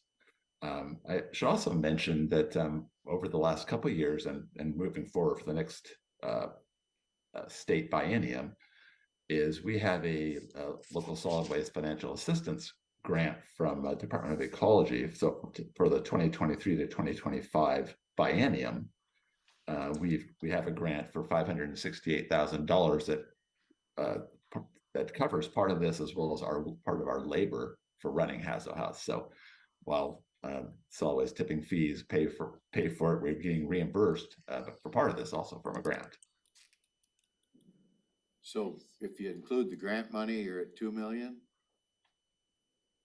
Oh, well, it's basically, it's about $250,000 a year. Is that correct?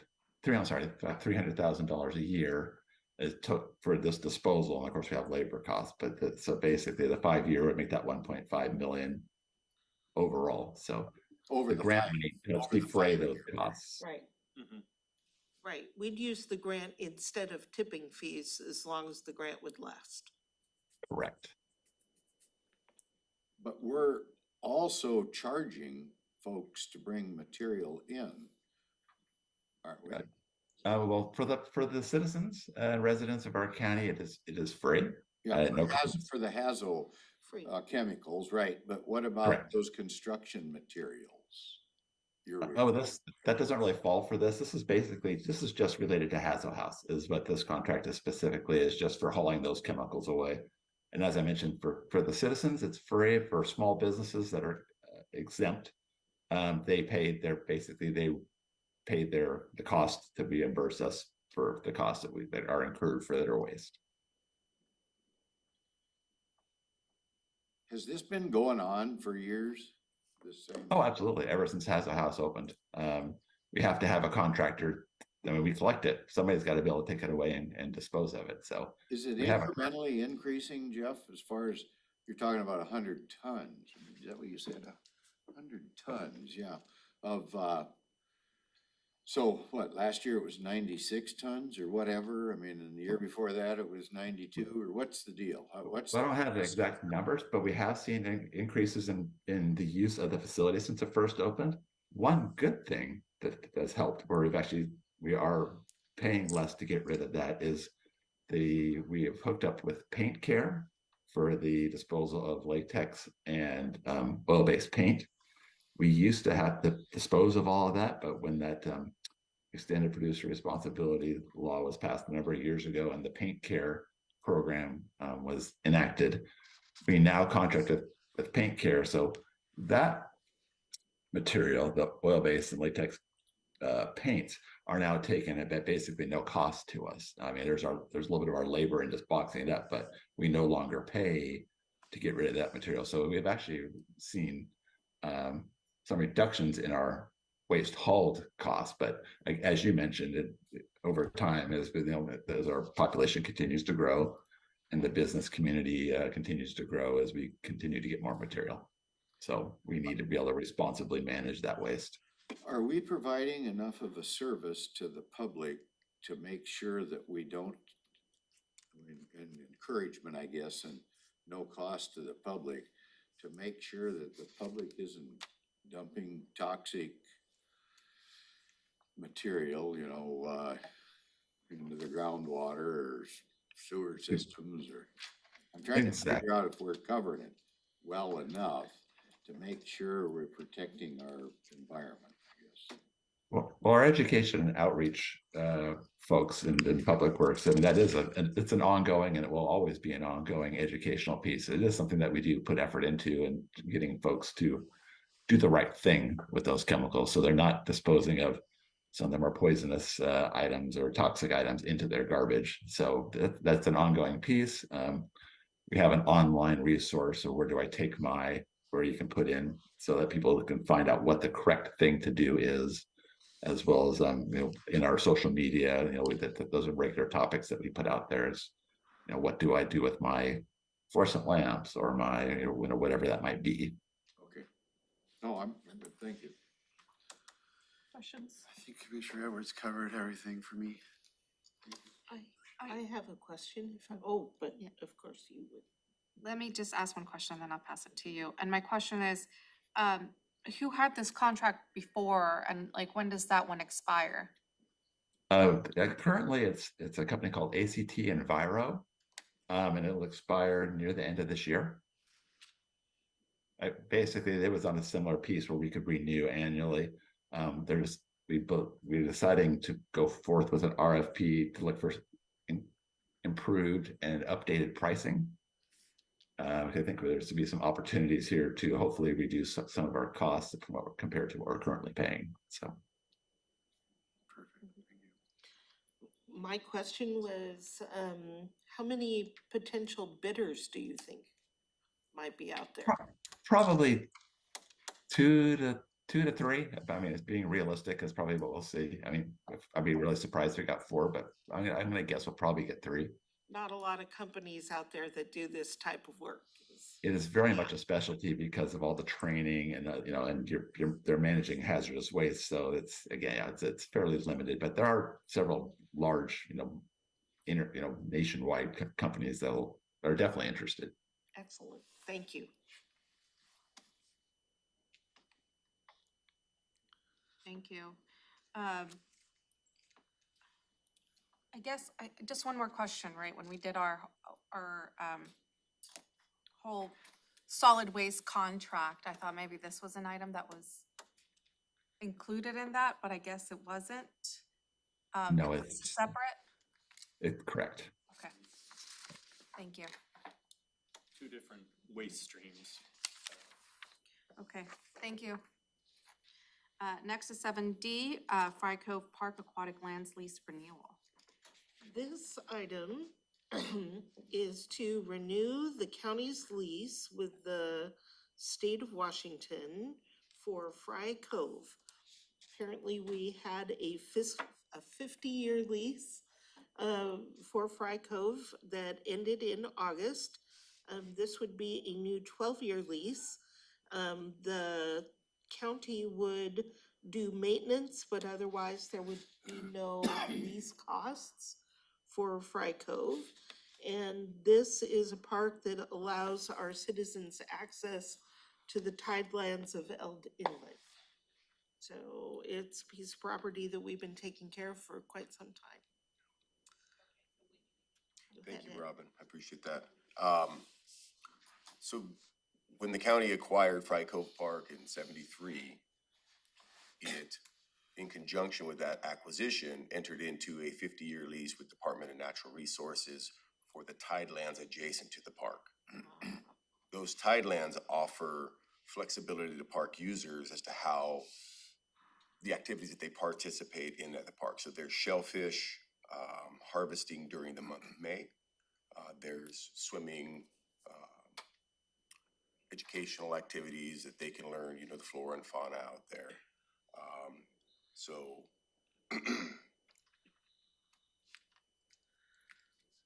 without renewing the lease, we would not be able to provide legal access to the tidelands that the DNR owns.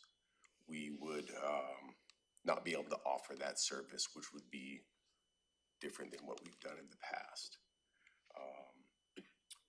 And also, per the terms of the lease, the county would provide maintenance of the tidelands, which historically has been very minimal. We do put out carcinite stakes that denote park boundaries, and that requires we check on it maybe once or twice a year to make sure that barnacles and sea life haven't grown up and covered the verbiage on the stakes. Again, the term of the lease is for 12 years and carries a lease rate of $0 for the duration. I'm happy to answer any questions if you have any. Questions, Commissioner Edwards? Did we do some leveling work out at Fry Cove as a project just recently? We Well, have- maybe 2 years ago. We have a lawn renovation project that is on the CIP. I guess that's what I'm thinking. We have not completed that yet, no. It is on it's on the CIP though for, I believe, 25. Maybe that's what it is. Okay. No, can't hardly complain about a $0 lease. Thank you. Thank you. Questions? Just out of curiosity, if we didn't lease this and DNR was managing it, what would they do with it? Would they just do what we're doing, or would they lease it to someone else to put GUIDA tubes in the ground, or what? I mean, I'm just asking you if you know. I do. So conceivably, they can lease it to some other entity to use it however they see fit within the parameters of their contract. So we would then not be allowed to provide access from the park property. So you could see somebody, they could lease it as I don't know what they could lease it for, but maybe it's shellfish harvesting like you're saying, or something along those lines. But it would then be open to outside leasing opportunities. DNR does that in other places. Yes. Yep. Often they like to get some money for those leases. There's Uh-huh. only per RCW a few exemptions from title lease. Correct. Rates, but I was actually curious about the 12-year term. Yeah. You go from 50, you know, even usually 10, 20 is a, so is there any kind of logic that they shared around the 12 years? No. I don't have that answer, but it's 12. That's what they've suggested. I'll take it. Yeah. I think I will too. Thank you, Ed. You're welcome. Any questions for me? Okay, item 7E, resolution for temporary closure of a portion of Grand Mountain Loop southwest from the intersection with Old Highway 99 to 200 feet west of this intersection. So this is a resolution that would approve the closure of a short length of Grand Mount Loop Southwest. And this would provide a staging area for the Old Highway 99 manhole repair project. There would be no private residence that is affected. And there is an average of about 13 trips a day on this short stretch of road. And it is set to be closed for 30 days at some point between October 23rd of this year and March 30th of next year. And the actual time would be dependent on when the repair project was scheduled. And Matt, I'm gonna turn it over to you. I'm actually here to support my buddy Ah, Joe. Oh, that's right, this one's Joe's. Sorry. I see Matt sitting here and it just automatically. It's rare that utility folks operate in right away, but yeah, thank you, Robin. To provide a little just bit of context on this project, there's a couple of utility vaults that underlie the southbound lane in Old Highway 99. The pavement over those vaults has become kind of a serviceability issue with our road ops team out there repeatedly to replace pavement around these access points. So this project is to replace that small section of roadway with a concrete section of roadway. And this closure is to provide a staging area adjacent to Old Highway 99 for the contractor to use during construction, so as not to impact traffic more than necessary on Old Highway 99. I'll add a little bit onto that. It's not only to avoid impacts to traffic on Old 99, it's to protect our contractor too. If we can stage them on a road with 13 vehicles per day, that's a lot safer than staging them on a roadway with over 5,000 vehicles per day. So it's the safety of the public, safety of the contractor. Nobody's impacted, no emergency access is impacted. I think it's a win-win. Questions? Questions? Okay, moving on to item 7F, resolution adopting revision of Public Works Policy POL-831, preserving survey monuments. This item is to address recent changes in state code, the Washington Administrative Code, or WAC. The WAC requires the county legislative bodies, or in our case, the county commissioners, to adopt policies that are related to road administration, construction, and maintenance. This particular policy covers the WAC that is requiring that survey monuments within county rights of way are protected and maintained.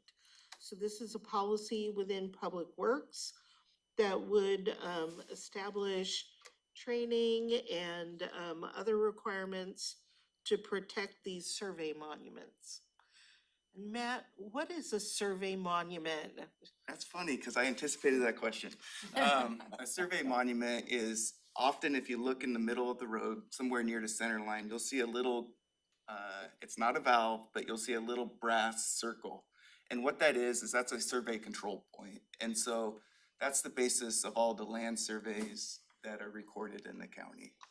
So basically, the importance of this policy is just to make sure people are aware, if you're going to disturb one of these survey monuments, these are the appropriate steps you need to take to make sure that we get them restored.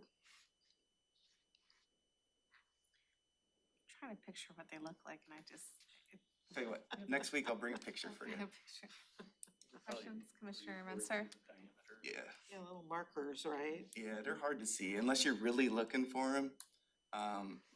They're easy to miss, but if you're a survey, you'll find them because they're pretty important. Okay, questions, Commissioner Edwards? No? Okay. No questions for me? Thank you. Okay, 7G, resolution to apply for a grant from the Recreation and Conservation Office for local parks maintenance.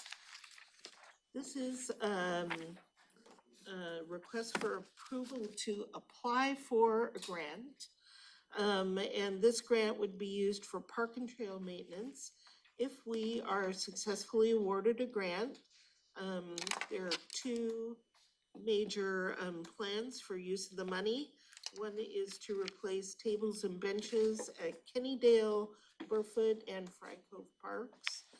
And the second use would be to perform maintenance along the Chehalis Western and Yelm Rainier Tenino trails. This is a grant with the Washington State Recreation and Conservation Office, and they require board approval to apply. So this is why we're bringing it to you for your approval before the application is submitted.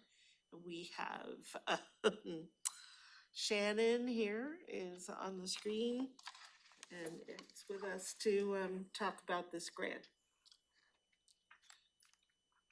Who's gonna? I'm here in support of Shannon. She's put a lot of hard work into this, so she's gonna take it away. Shannon, go ahead. Yeah, I think Robin covered pretty much most of the about everything about the grant. So if you have any questions about it, I think this is something that has come down. It's a $5 million funding opportunity, one-time funding, and grant limits of $100,000 per project. Weren't you involved somehow on the? Oh, this one's different. Okay. I think. This is a new opportunity. Yeah. Yes. And this came from a legislative recognition of the struggles that we're having at the local level to pay for park maintenance? Or is this just something? Yes. Okay. Yes, it is to kind of address some of the long overtime maintenance that has been piling up with a variety, different agencies. And so this grant is to kind of help and assist those agencies address these overdue needs. Do we have match requirement? No match requirement. And is there any, obviously we know the acute need that we have, and I don't know about other counties, but I'm gonna say that we have the most acute need in the state. I'm gonna go out on a limb. So how would we strengthen our application? Is the bare facts of what the application is asking us for gonna make that case, or is there something the board can do to supplement and strengthen the application to show the desperate nature of this issue in our county? Yeah, it is very competitive. There was, I think, over probably 200 applicants applying for this. And what the scoring system is going to be based on median household income and stress vulnerability is how they're going to be scoring it. It's a social vulnerability index. And so that looks at, and it kind of varies throughout the county. So I think we're not really sure how we're going to score and rank based on that. But once we do have that, we'll be able to kind of look a little bit more closely in terms of like understanding how that scoring mechanism works. But those are the two factors that I'm aware of that will be used in that scoring process. And so there, if you identify anything that you think would help, let us know, please. Yes. And then Ed, I have a question for you. $100,000, like, can you put that in terms of what will that pay for? Like, I mean, I can think of it paying for an employee and a half's worth of work, or it could pay for, you know, a particular projects or set of projects. I don't, you know, in terms of typical expenses that you're kind of, that you have on your high priority list, right? How far could this get us with our needs? Well, so in terms of this grant, it's usable only for maintenance or deferred maintenance. So we do have to go back and show the work that we've done that corroborates our application. So we have a pretty large system and inventory of picnic tables and benches throughout our entire park and trail system. Obviously, they're outside. They're not made out of metal. They're made out of good quality lumber, but they're deteriorating over time. And our benches on our trails are very popular. A lot of them have fallen into disrepair. We replace them with composite material as often as we can and budget allows. This would help us enhance that by turning all the other benches, or the majority of them all, from deteriorating wood to a composite material that's going to have a much longer lifetime, less maintenance. Picnic tables as well. And then some of those picnic tables we're then able to extend them and turn them from a regular picnic table or non-ADA compliant into a ADA compliant picnic table, which allows you know, more variety of use throughout that. So it's hard for me to quantify as far as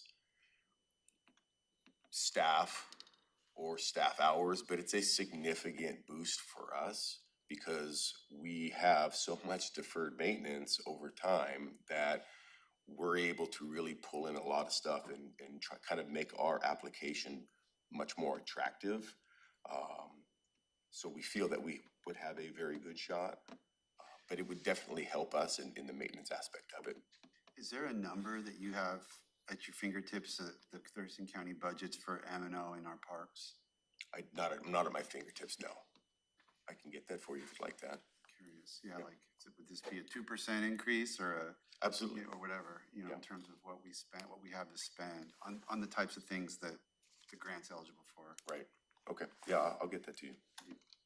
Thank you. I'm sorry, me and Rob were like having this whole like side communication because I was trying to connect the dots in my head. I was like, this sounds so familiar. I sit on the Community Outdoor Athletic Facility Work Group for WASAC, and this is in regards to the $50 million bond that the Seahawks paid off early. The legislator last year set aside some money, basically from that 50 million specifically for maintenance and operations, and then that work group helped establish the guidelines for it. So I had a lot of conversations, Shannon, about the equity piece of all this grant. So would love to connect with you if you need some ideas and brainstorming, since you know I was part of the group that kind of helped establish kind of some of those settings. So I know you probably have a lot of ideas, but just if you need. Yeah, so just to clarify, the application process the application, we already submitted the application. It was a very short turnaround when they opened it. And this is, there was an extension given for all of the agencies that applied for a grant to go through this process to get to kind of do this last minute, or not last minute, but this Approval. to do the approval. Yeah. And so we basically, what we did is we went through and we assessed, we have the trail preservation or kind of study that we're doing. So we use some of the initial study information from that about the current condition of our of the amenities along the park trail. In addition, we took some information from the regional trails plan and things that were identified from that survey. And we also, we use that in the submittal process in terms of these are these 2 programs or projects that we're working on that state that we are overdue in maintenance. And we're compiling data right now in terms of when we come back with the scoring, how are they going to score us, and making sure that we bring out those things of these are the things that we need, these are the communities that are vulnerable, and to kind of meet that equity index. And especially when we look at areas in South County or different, those things kind of come up that we don't have, those areas are underserved, and wanting to make sure that we address those. Yeah. No, there were a lot of great conversations, and I was trying, thank you, Rob, for helping me. I was like, this sounds so familiar. I was like, I remember this whole process, but I was like, it was not connected in my head. So thank you for that. No, it's very exciting that we're a part of, that we're applying for this. I think the need is there, especially, and there's really rarely any funding that comes through specifically for maintenance and operations. So it's definitely needed. So thank you. Especially with no match requirement. Yeah, no match requirement. Absolutely. I pushed for that one for sure. I know several of the jurisdictions were like, yes. And it was that one was an interesting conversation between nonprofits and governments, and kind of the match requirements and how those conversations evolved into that. Great, thank you. And then after that, we will review our standing items, and then we will have Board of Health at 4:30. 2 hours. Let's take a break. Okay, we'll take a break, and then we'll pick up with Board of Health. Yay.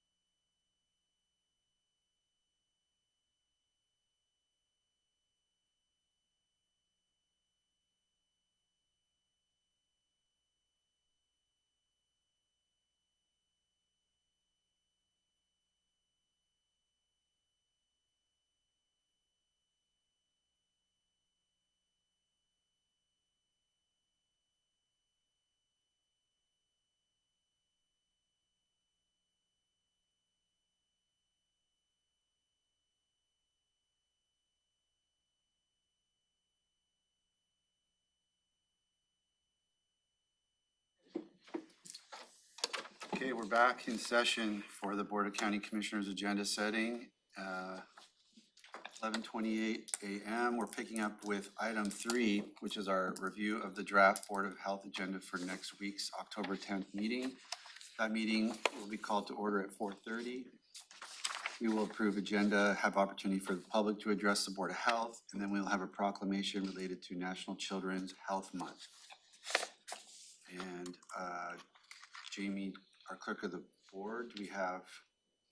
Gretchen Toller's on the screen. She's got a group of folks that are going to be coming in for that one. Okay, Gretchen, maybe just outline for us what to expect on that proclamation. Hi, yes, commissioners, we will have Dr. Joyce Gilbert, who's the medical director of the Providence Abuse Intervention Center, be joining us to speak, and myself, and I'm not sure, nobody else will speak, but we do want to invite a few other providers. Can you repeat her name of the speaker? Yes, Dr. Joyce Gilbert. Dr. Joyce Gilbert, okay. Any questions from commissioners? No, okay. Then we'll move to a presentation which is Victims of Mass Violence Response Plan Project presentation. And our Assistant Director, Jen Freiheit, is listed as our staff leader on this one. Good morning. Yes, thank you. So we have been working with emergency management, the coroner's office, and the prosecuting attorney's office on a project to develop a Victims of Mass Violence Annex within the Thurston County ESF8. And so the prosecuting attorney's office has received a grant providing a national consultant to support this planning process. And that national consultant, Krista Flanagan from the Federal Office of Victims and Crime Consultant, and she's a subject matter expert on mass violence incident response, and she'll be there to present virtually, and is our national consultant, and will provide a 20-minute presentation with plenty of time for questions. She'll review and share the details of the 16 best practices framework for improving community preparedness to assist victims of mass violence and domestic terrorism training. It's a mouthful. This completed project annex will be included in the Thurston County Family Assistance Plan, allowing operational procedures for non-crime-based mass fatality and casualty emergencies in Thurston County. No questions from Commissioner Mejia? Nope. Okay, very good. That'll be an interesting presentation. We've been trying to get this teed up for quite a few months, so it'd be good to get it before the board. Yes, thank you. Thank you. Next will be 4A department item fiscal subcommittee update. And we think this will be kind of the major piece of the meeting. Robin Campbell is listed here. And I'm gonna hand this right over to David. Okay, go ahead, Director Bain. Thanks, Robin. This has been a tag team in all seriousness with Robin and her team the last couple of months, working with the fiscal subcommittee. This is, as you are well aware, our first year of having the subcommittee. Our intention and our hope will be that the subcommittee will present to the full board both their impressions and also their kind of ultimate recommendation about the budget that we're presenting. I think Robin's made this point a couple times. It will take up the bulk of the meeting, but we're not intending to go through every change request in our budget. That's for you three to look at next week. But they will have had a chance to review our whole budget.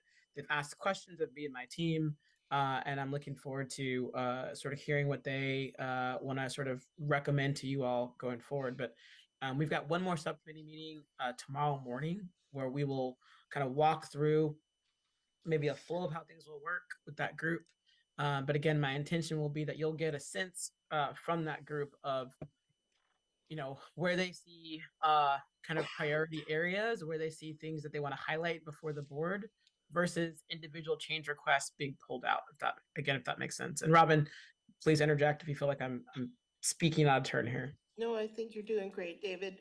I would also mention that at the Board of Health meeting, the full Board of Health meeting, David will give a broad overview of the budget proposal. The interesting spot we're in, however, is that Most of the rest of the Board of Health will have seen it in the subcommittee, other than Board Member Vasquez. And you all will be presented with a detailed version the very next day. So we're trying to strike a balance between, you know, how much information and how deep we go. Okay, I have a couple of questions. So is there a decision point that the Board of Health is going to be asked to make? A set of recommendations of some sort on some subset of what's being presented? Or is it informational, or what comes out of the tail end of this agenda item? So the way that we've been thinking about this is that the subcommittee will share with you their recommendations on the overarching theme, if you will, and you'll hear more from David about that. I think you'll understand a little better.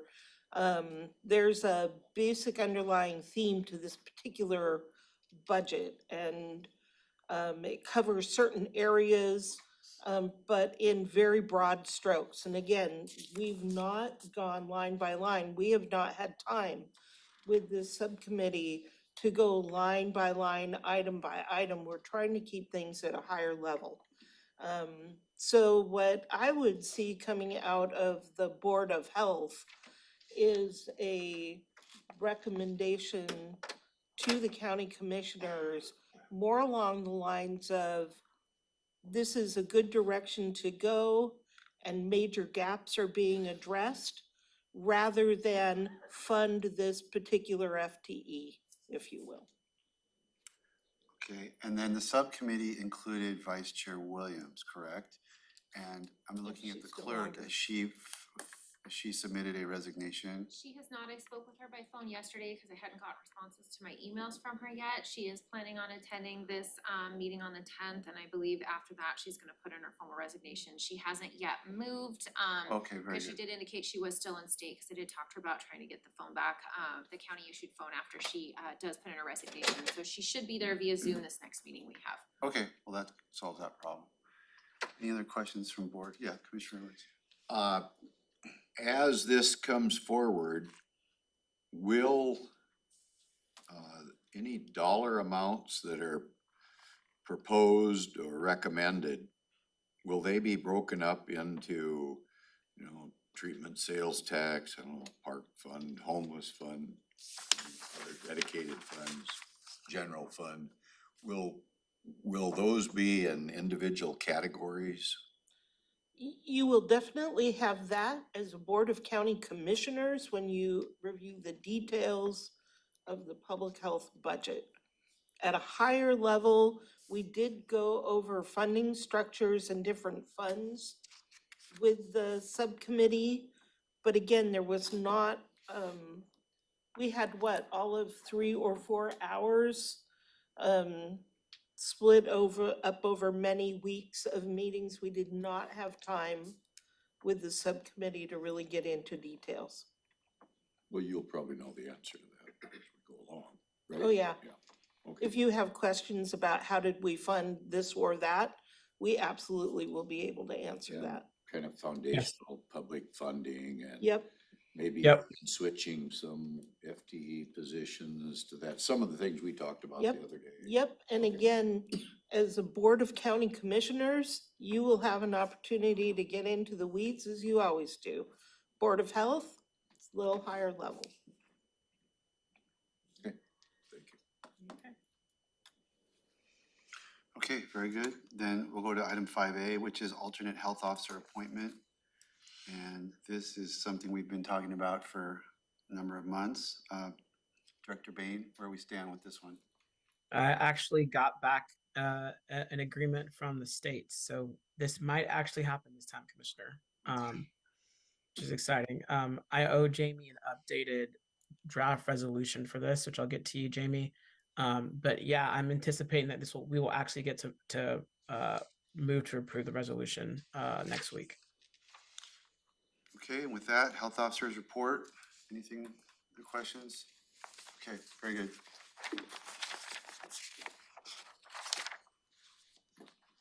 Okay.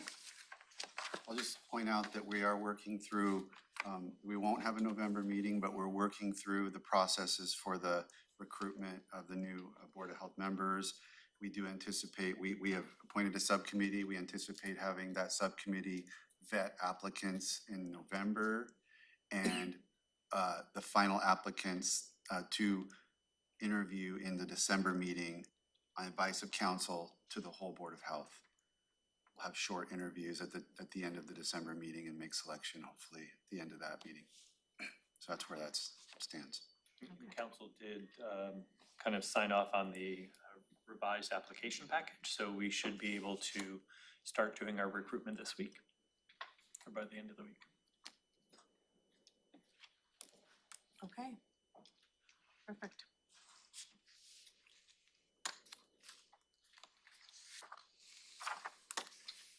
So next is proclamations and awards and advisory boards and commissions. Good morning, Jamie Caldwell, Clerk of the Board. For proclamations and awards outside of what's already been reviewed, I don't have any further updates.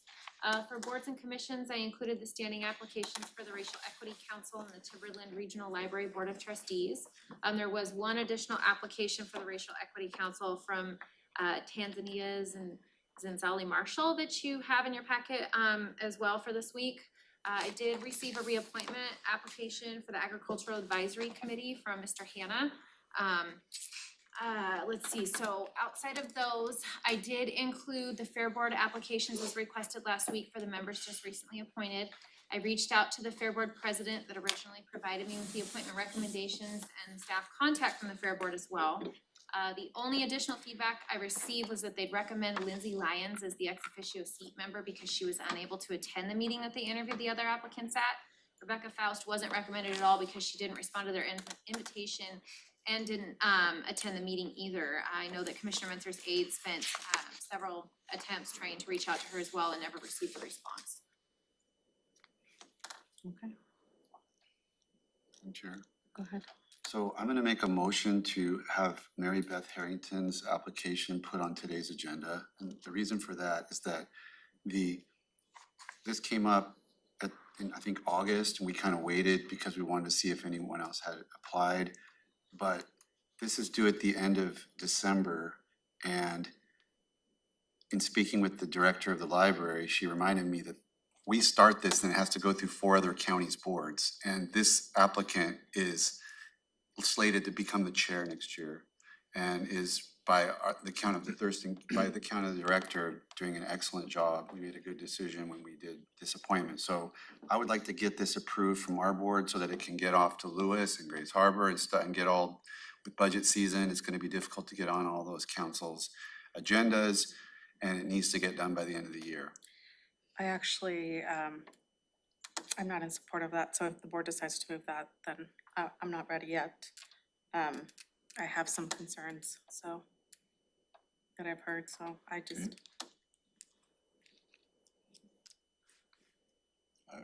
So it's. I'm ready to hear your concerns or whatever, when you feel it's You know, appropriate. I don't just, think we ought to I rush got a if you've call concerns. and so, you know, I was wanting to speak with the applicant first because if not, I was not going to be kind of in favor of this reappointment. It was just some information that I've heard in regards to the whole process that took place with the proposition to close the library and in an Indian reservation, and how, you know, the council wasn't even let know of this. And there was just a lot of things, and there were some concerns brought up to me about this reappointment. So I would like to talk with this applicant first before I move forward with this. So for me at this point, I'm just not ready to move forward. But if there's 2 commissioners who would like to move forward with this, then that's. No, I'm not prepared to move forward if you've got questions. Okay, so we'll be discussing the Racial Equity Council later, and then the Agriculture Advisory Committee, there's the reappointment of Johanna, and then ex officio member is, They were recommending Lindsay Lyons because she wasn't able to attend the meeting, so they couldn't actually ask her about like what her contributions would be. She was responsive to them, but wasn't able to attend the meeting that day. This is talking about the Fair Board? yeah, So, going back, when is Mr. Hannah's seat up? I can double check on that one, because I don't recall right off the top of my head.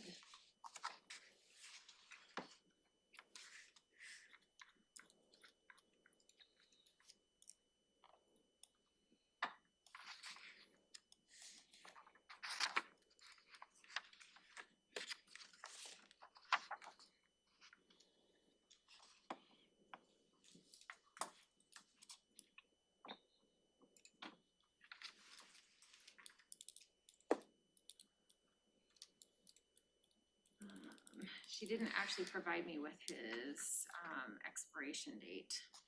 And I can double check with the staff contact. It isn't provided on the one pager that they have for that particular one, and she didn't specify in her email to me. Are their terms is 2 years? I've already reappointed Mr. Hannah once in my time that I've been on the board. Yeah, their terms of office are 2 years. It doesn't specify that there's a number of times that they can be appointed. Yeah, no, I know that. I'm just curious because I don't remember all the other folks coming up every 2 years. I mean, Talking fair or ag? The ag. anyway, I can definitely double check with the staff contact on that one, get you further information if you'd like. well, it just matters kind of like we did with library, you know, if it's not up for several months, we should allow other folks to have the opportunity to apply. But if it was up 2 months ago, then maybe we need to be more urgent, take a more urgent action. We happen to have the Agricultural Advisory Committee on this morning's agenda. Yeah, So we may want to wait till all that dust settles. I don't know. okay, so we'll wait on that one, and then the Fair Board, the ex officio recommendation for Lindsay. And then I had a couple questions with that. What term length did you want for that? Did you just want it as a 1 year? Because this board is probably gonna be up for some restructuring with the new commissioners coming on, or how long, the staff contact was asking how long that term length would potentially be. Well, I guess I would first ask if commissioners are okay with the recommendation for that ex officio member. I'm a little lost on this one. There's a whole list of names here, and why are we talking about Lindsay Lyons? Because when the appointments were originally made, I didn't realize that, I didn't pay attention to the fact that there were 6 applicants recommended for appointment, and then there were only 5 eligible seats because 2 of them were for District 3. So we could have put them all on there, which is what ended up happening, but one of them would have taken up a District 3 seat, and they weren't actually a District 3 resident. So upon talking last week, it was, the discussion came up about potentially changing one of their appointments as an ex officio member Right. until the restructuring for that board was redone with the incoming commissioners that we have, and kind of bump them all around to where they should be. And then specify from the other applicants, because there was 1 4-year term for the at-large, and then the rest of them were 2 years. So they were just asking if I could get a little bit of clarification on that, and if you preferred to do the ex officio seat, they were recommending Lindsay Lyons only because she wasn't able to attend the meeting and they couldn't interview her directly.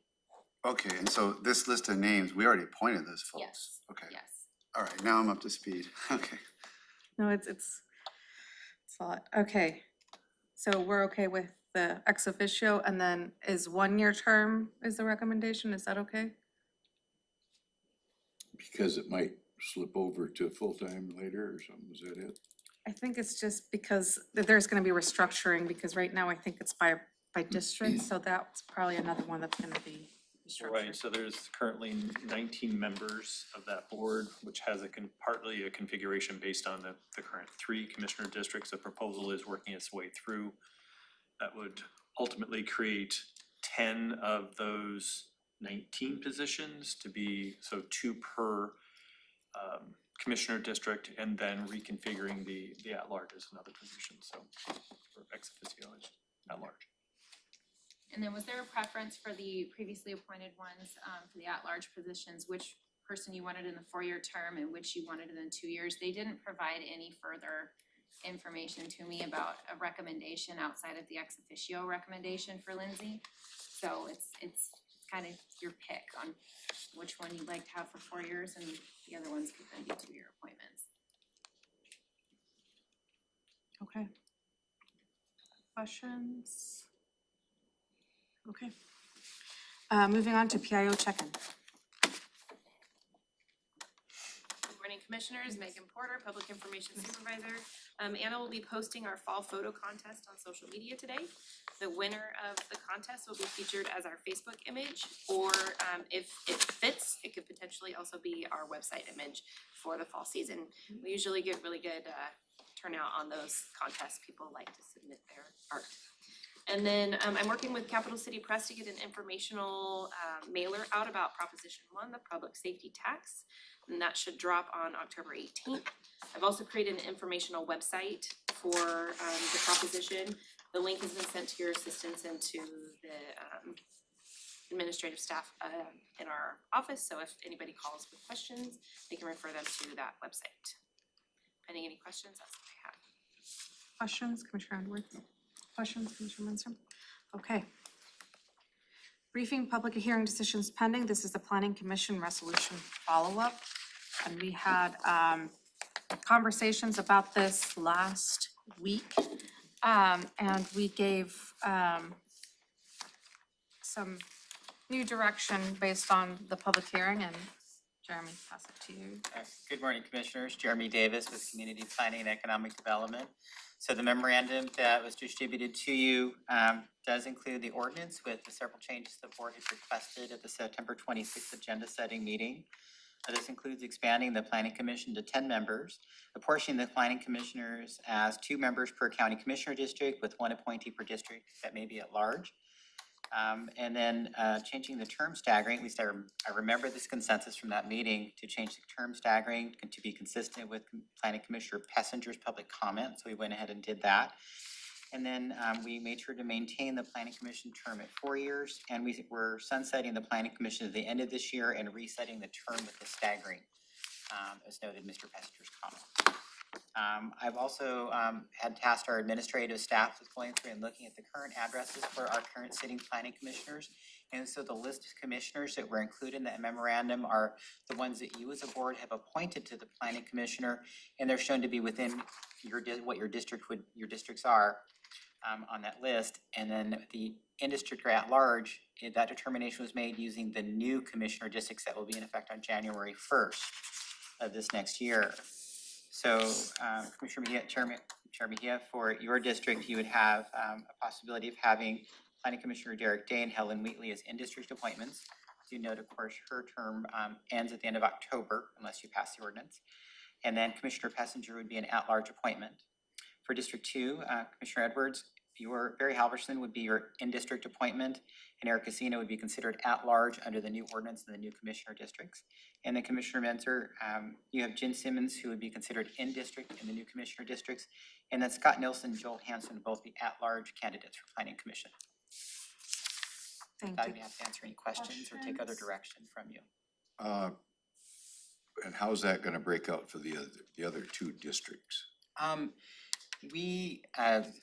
The way these are portioned out, they're just for your districts, as they're your most recent appointees. It would be up to the direction of the board on whether you'd want to appoint anybody to the seats for the other new incoming commissioners. As it is right now, we're not set up to do that, but of course it's your decision on that, on whether you want to fill any of the seats that would be filled by those commissioners when they come on board on January 1. And these listed here on for the 3 districts now, when would the expirations be of each one of those? That would depend on which position in the new setup that you place the people in. If you look at attachment B to the ordinance, we have the planning commissioner positions noted in there. We have an A and a B position for District 1, District 2, District 3, 4, and 5. So you'll be able to pick whether you want your planning commission to go in position A or position B in your district. And then that will determine how long they would be on the new planning commission starting January 1. So it'd be anywhere from 4, 3, 2, or 1. Correct. Yep. To achieve a staggering so that we don't lose a majority of the planning You know, commission. I know I believe I was outvoted on the 6-year versus the 4-year. But I guess I might just at least revisit that from a standpoint. Would it be easier if we had 6 years? No, the reason I was in favor of 6 years was continuity as that staggered holdover, if you will, because it's such a complicated business. But I'm just asking Jamie, I guess, would it be easier to figure out at 6 years than 4 years, or not, or more of a problem, doesn't matter? It's really up to the board on whether you want to do 4 or 6 years for the planning commission. Either way, we can figure out an appropriate staggering for you to bring that forward for your consideration. Okay, I think that was I think decided. 6 years discourages people, frankly. I mean, geez, when I volunteered for the Water Conservancy Board, I only did it because I was taking over like a piece of a term. I would have never agreed to 6 years not knowing what I was getting into and stuff, so. And it also allows, because while they're not tied to a term, I'm sorry, that's my old hat. Commissioners end up inheriting a certain number of, planning commissioners or other appointees. And there's always going to be that churn. You have the opportunity more quickly in 4 years versus 6 to potentially appoint someone else. That's right.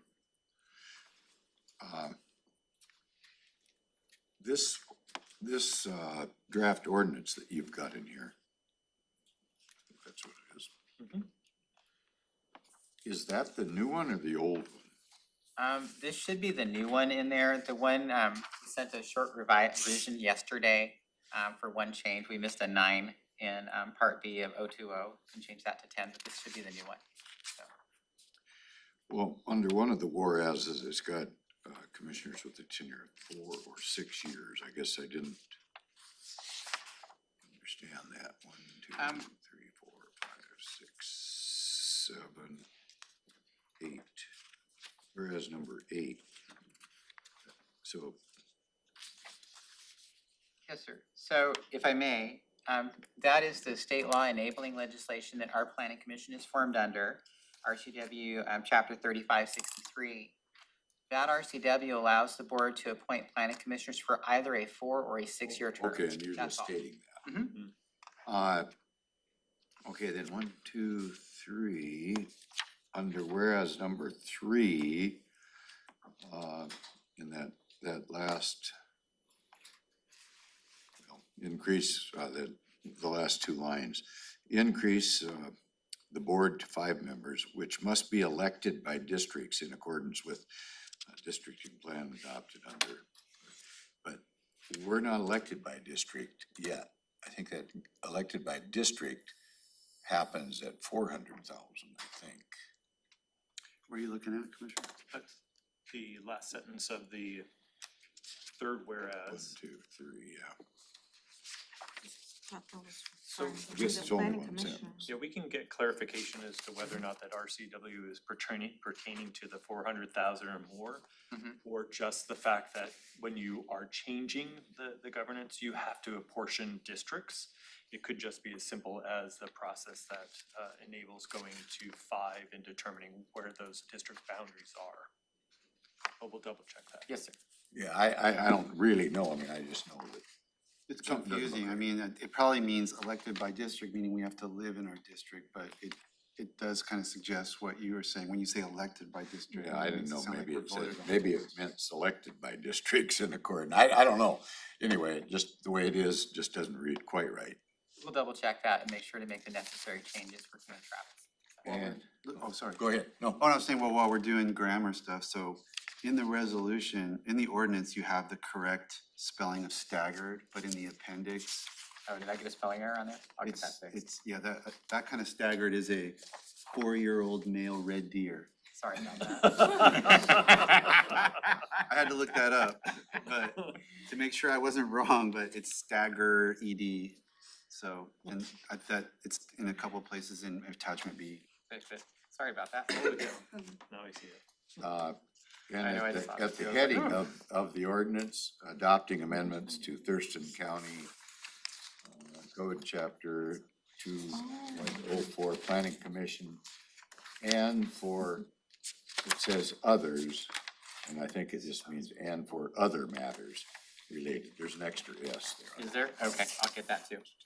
Scratch that.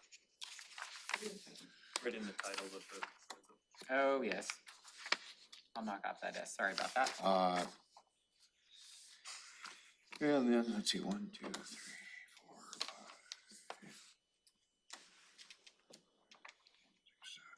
5. Whereas number 7, RCW section says, provides for the appointment of planning commissioners by the chair with confirmation by the board. So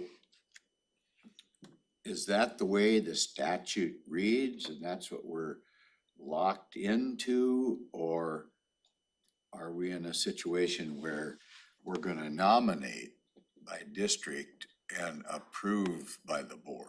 I'll go back and double check the statutory language, but we tried to mimic exactly what it said for how the appointment process actually works. But we'll go and double check that again, of course. I remember reading that in the RCW and I think that's correct, but I'll double check for you.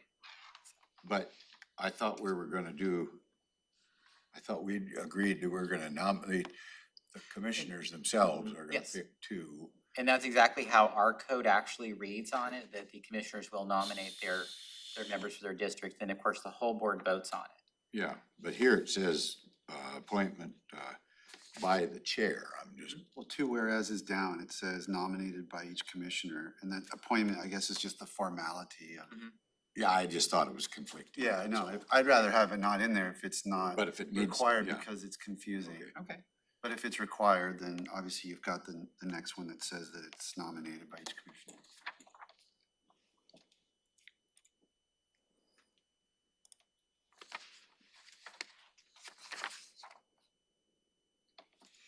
And that's actually as far as I got. That was So going is the over. goal here just to make sure that this is what we all kind of, because I'm totally Yes. fine Yes, with sir. what the board hammered out as a compromise and Yep. I guess we're just looking at. If you're good with this, we'll make the necessary, any grammatical changes. We'll take out the reference to the deer, so. Okay. 4-year deal. I was like, I don't know why it's just a 4-year, not a 5-year old stag. Just a 4-year-old. Going back to, so Helen Wheatley, when we were discussing this, I had asked that her appointment be extended until December, just so there would be kind of some continuity of at This least would until the end enable of the year, that. since her term expires in October, we're in October, so. Yeah, the way it's written right now, the ordinance would enable that. It automatically extends any terms that expire before December Okay, 31st. perfect. And that's in section 4, on the second page, so. I double checked that one before I sent this one. Okay, anything? I guess we, could- if we spot something, and I didn't read on the back page, but I only made it Spot halfway something, feel through. free to send it on. I'll make the Yeah, correction, I'll so. finish Make From the a- corrections and then on to an AIS. From a timing standpoint, though, getting back to Commissioner Wheatley's point, that expiring the end of October would need to make sure if action can occur this month so that we don't have a gap or an issue with it. Yeah, we'll get an AIS put in the system right away so we can go to the next available meeting, which is about 2.5 Probably weeks from now. the 17th. So she's, if it's November 1st, security removes her from the planning commission meetings. She doesn't get to. Some of the ordinances say you serve until you're replaced. Right. Yeah, Like I don't if- think this one does. This one does not say She that. says her vote expires on October 31st. Okay. It really does, it does not. You've reviewed it. Okay, because I know some of them do. They just keep serving for a while. All right, Thank we'll you. bring that forward. Hey, thank you. Thanks, Jeremy. So moving on to commissioner items, next is Agricultural Advisory Committee. Thank you, Commissioners. The following up, just to simplify this in part of our review of all the various advisory boards, looking at which memberships might be triggered by the expansion from a board of 3 to 5 county commissioners. This was not one of those, but in the review of the bylaws, discovered some potential improvements or amendments that could take place. And so those are, we came to you once before and kind of pulled back on some of those, but are recommending the changes that are noted in the attachment. Specifically, they're addressing the term length, because the term length for the bylaws is 2 years.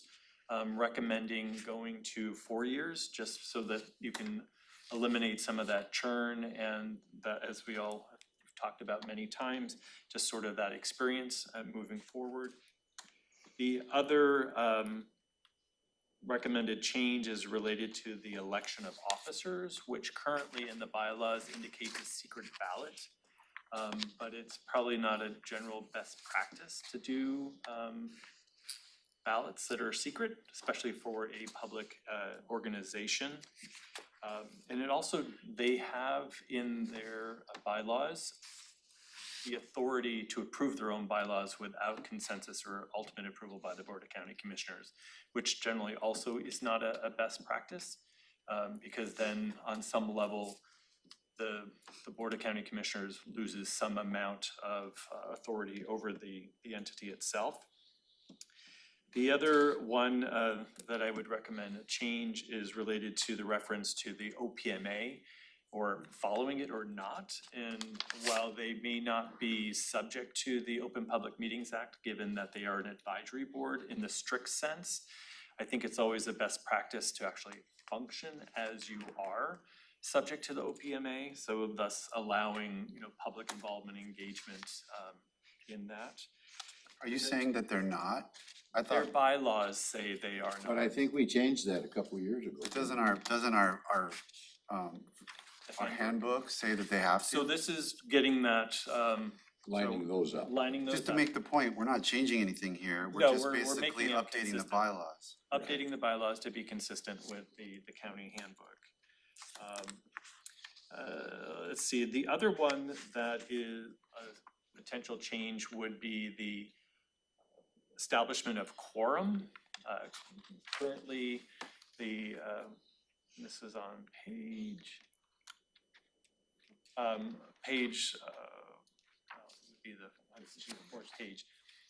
Under decision-making, a quorum is attendance by 45% or more of the current appointed members.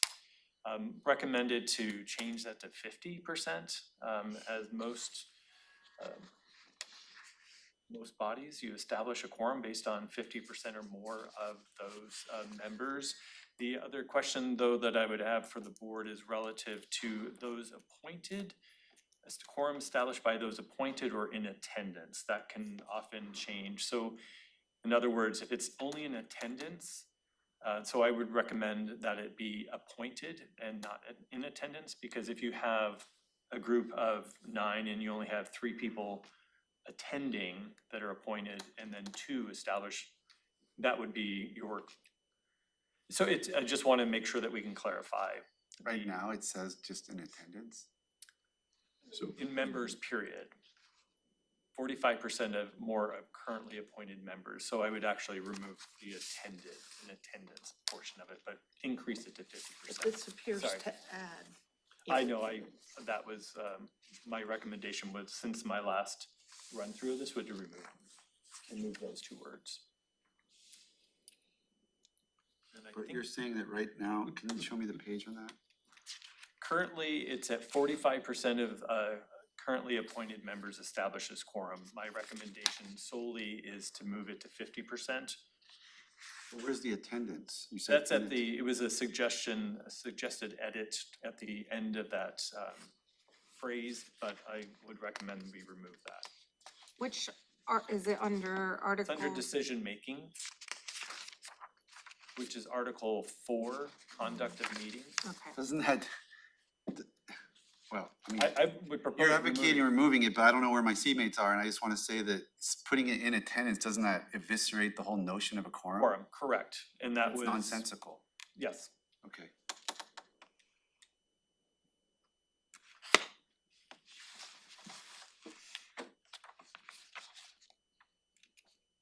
And so that was basically, and then of course, having any amended bylaws being forwarded to the Board of County Commissioners for approval.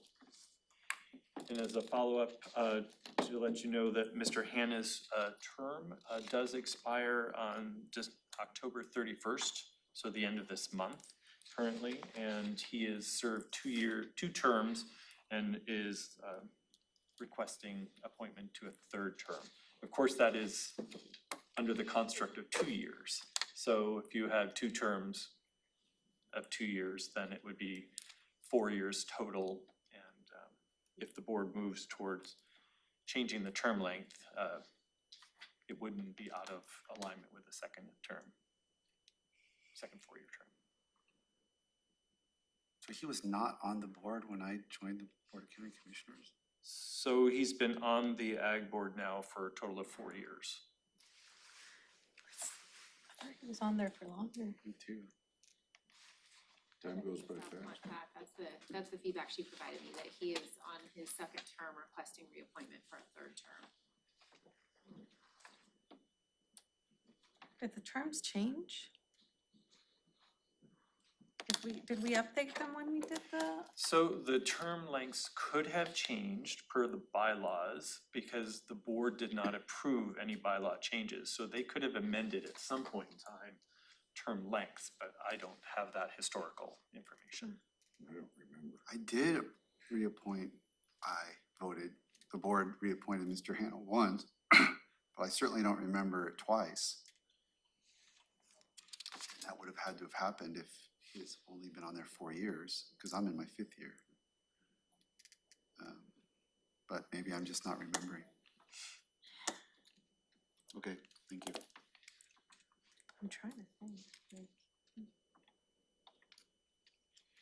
So in short, just trying to amend the bylaws to bring in consistency with the adopted handbook. Makes sense to me. I'm in favor of those changes. So what has to happen now?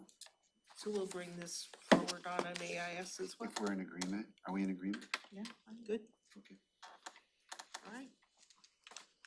Okay, so the last item on the list, I don't see Devi here. So it's the Diversity, Equity, and Inclusion DEI resolution, and DB, if you're listening, are you? She is. She's supposed to be attending. Oh, is that her? Yep. Oh, excellent.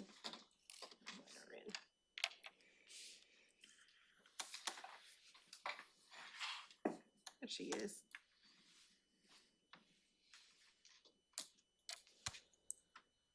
Hello? Hello. We can hear you. Hello? Hello? There's a bit of a delay on my end, so I will work through that. There's a bit of a delay on my end, so I You have will. to get the YouTube open still, probably. Have the YouTube open. That's embarrassing, thank you. So this item is to amend the existing resolution 16097, which established the Racial Equity Council. And there is a provision in the existing resolution, section 5, on the appointment and removal of council members that designates a stakeholder, community stakeholder group to review applications for vacancies on the council, and this is for all future vacancies. So the resolution that you have in front of you is to remove that entire provision and allow the council members to review applications and make recommendations to the to you all for appointment to the council. Pretty straightforward. Commissioner Edwards? Commissioner Menzer? I'm all right with that. All right, great.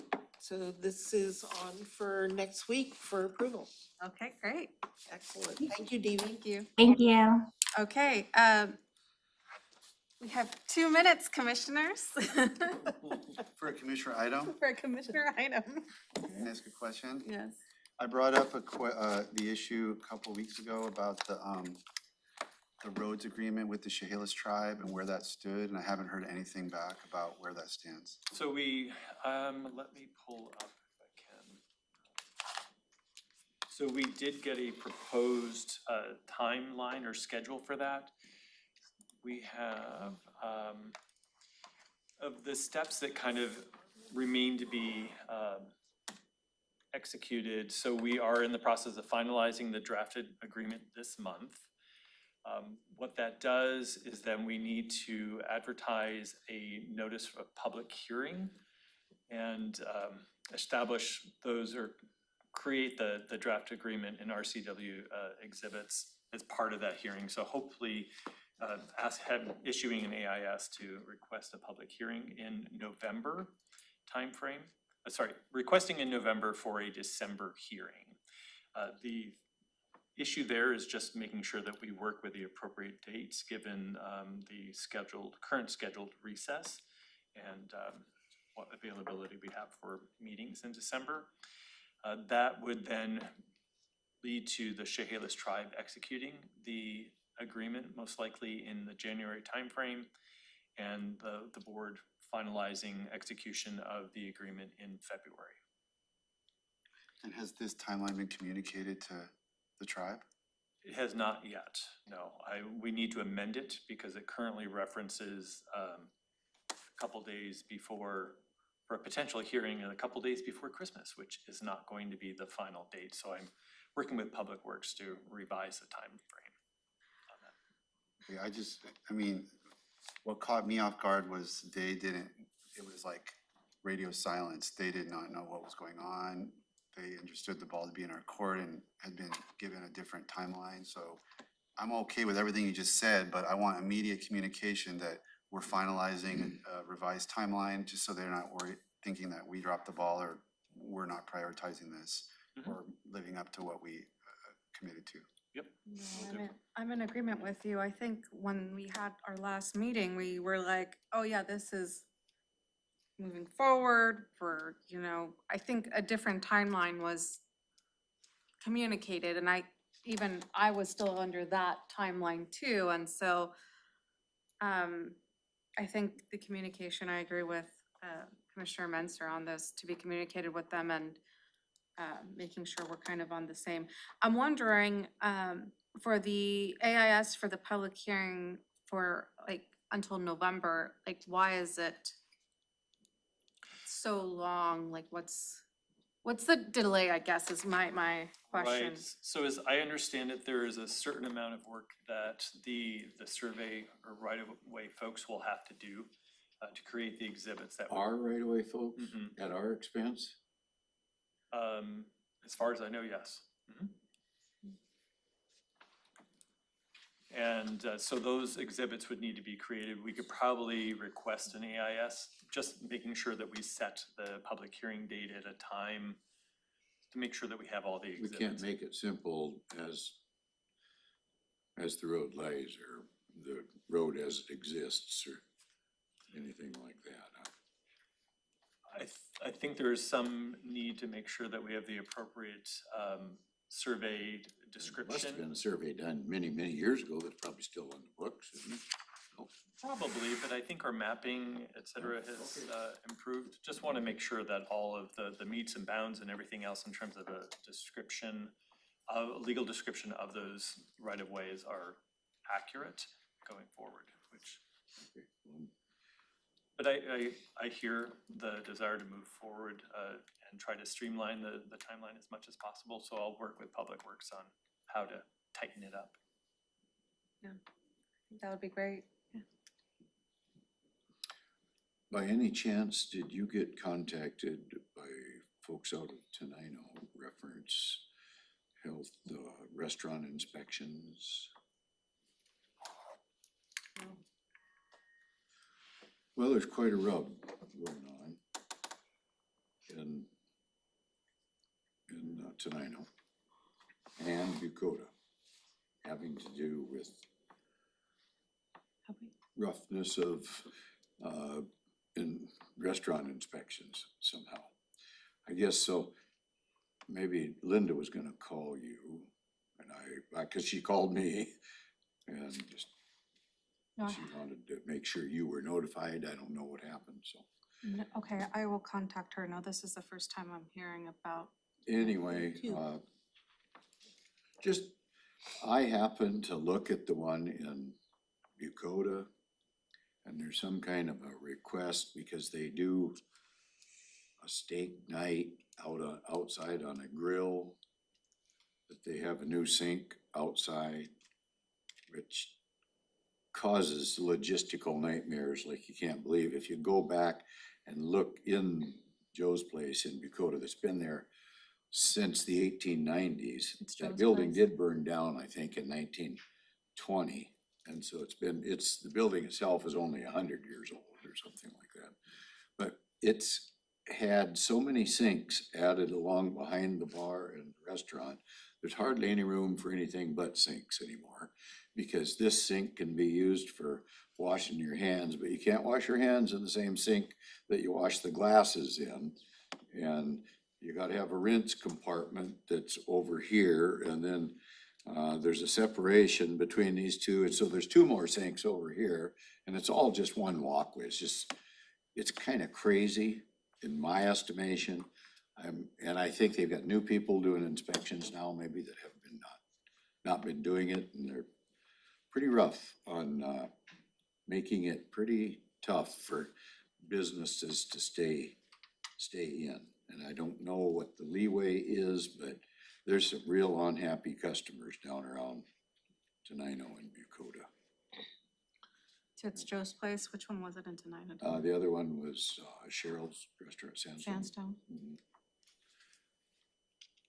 She did not call me, Linda called me. Kind of beside herself on, what's going on. It's hard enough to stay in business as it is, let alone if we get kind of unrealistic.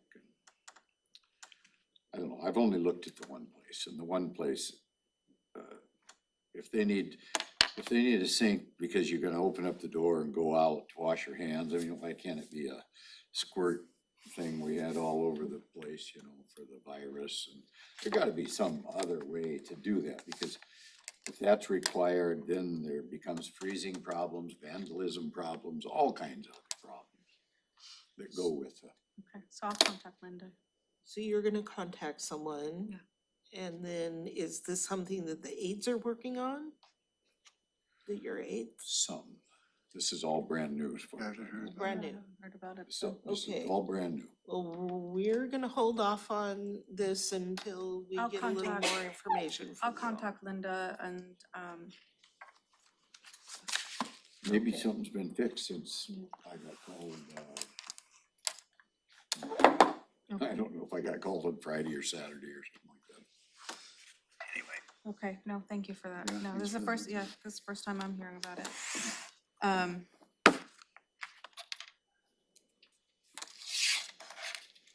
It's 12:22. Okay, we are Is it back adjourned. here too? Yep.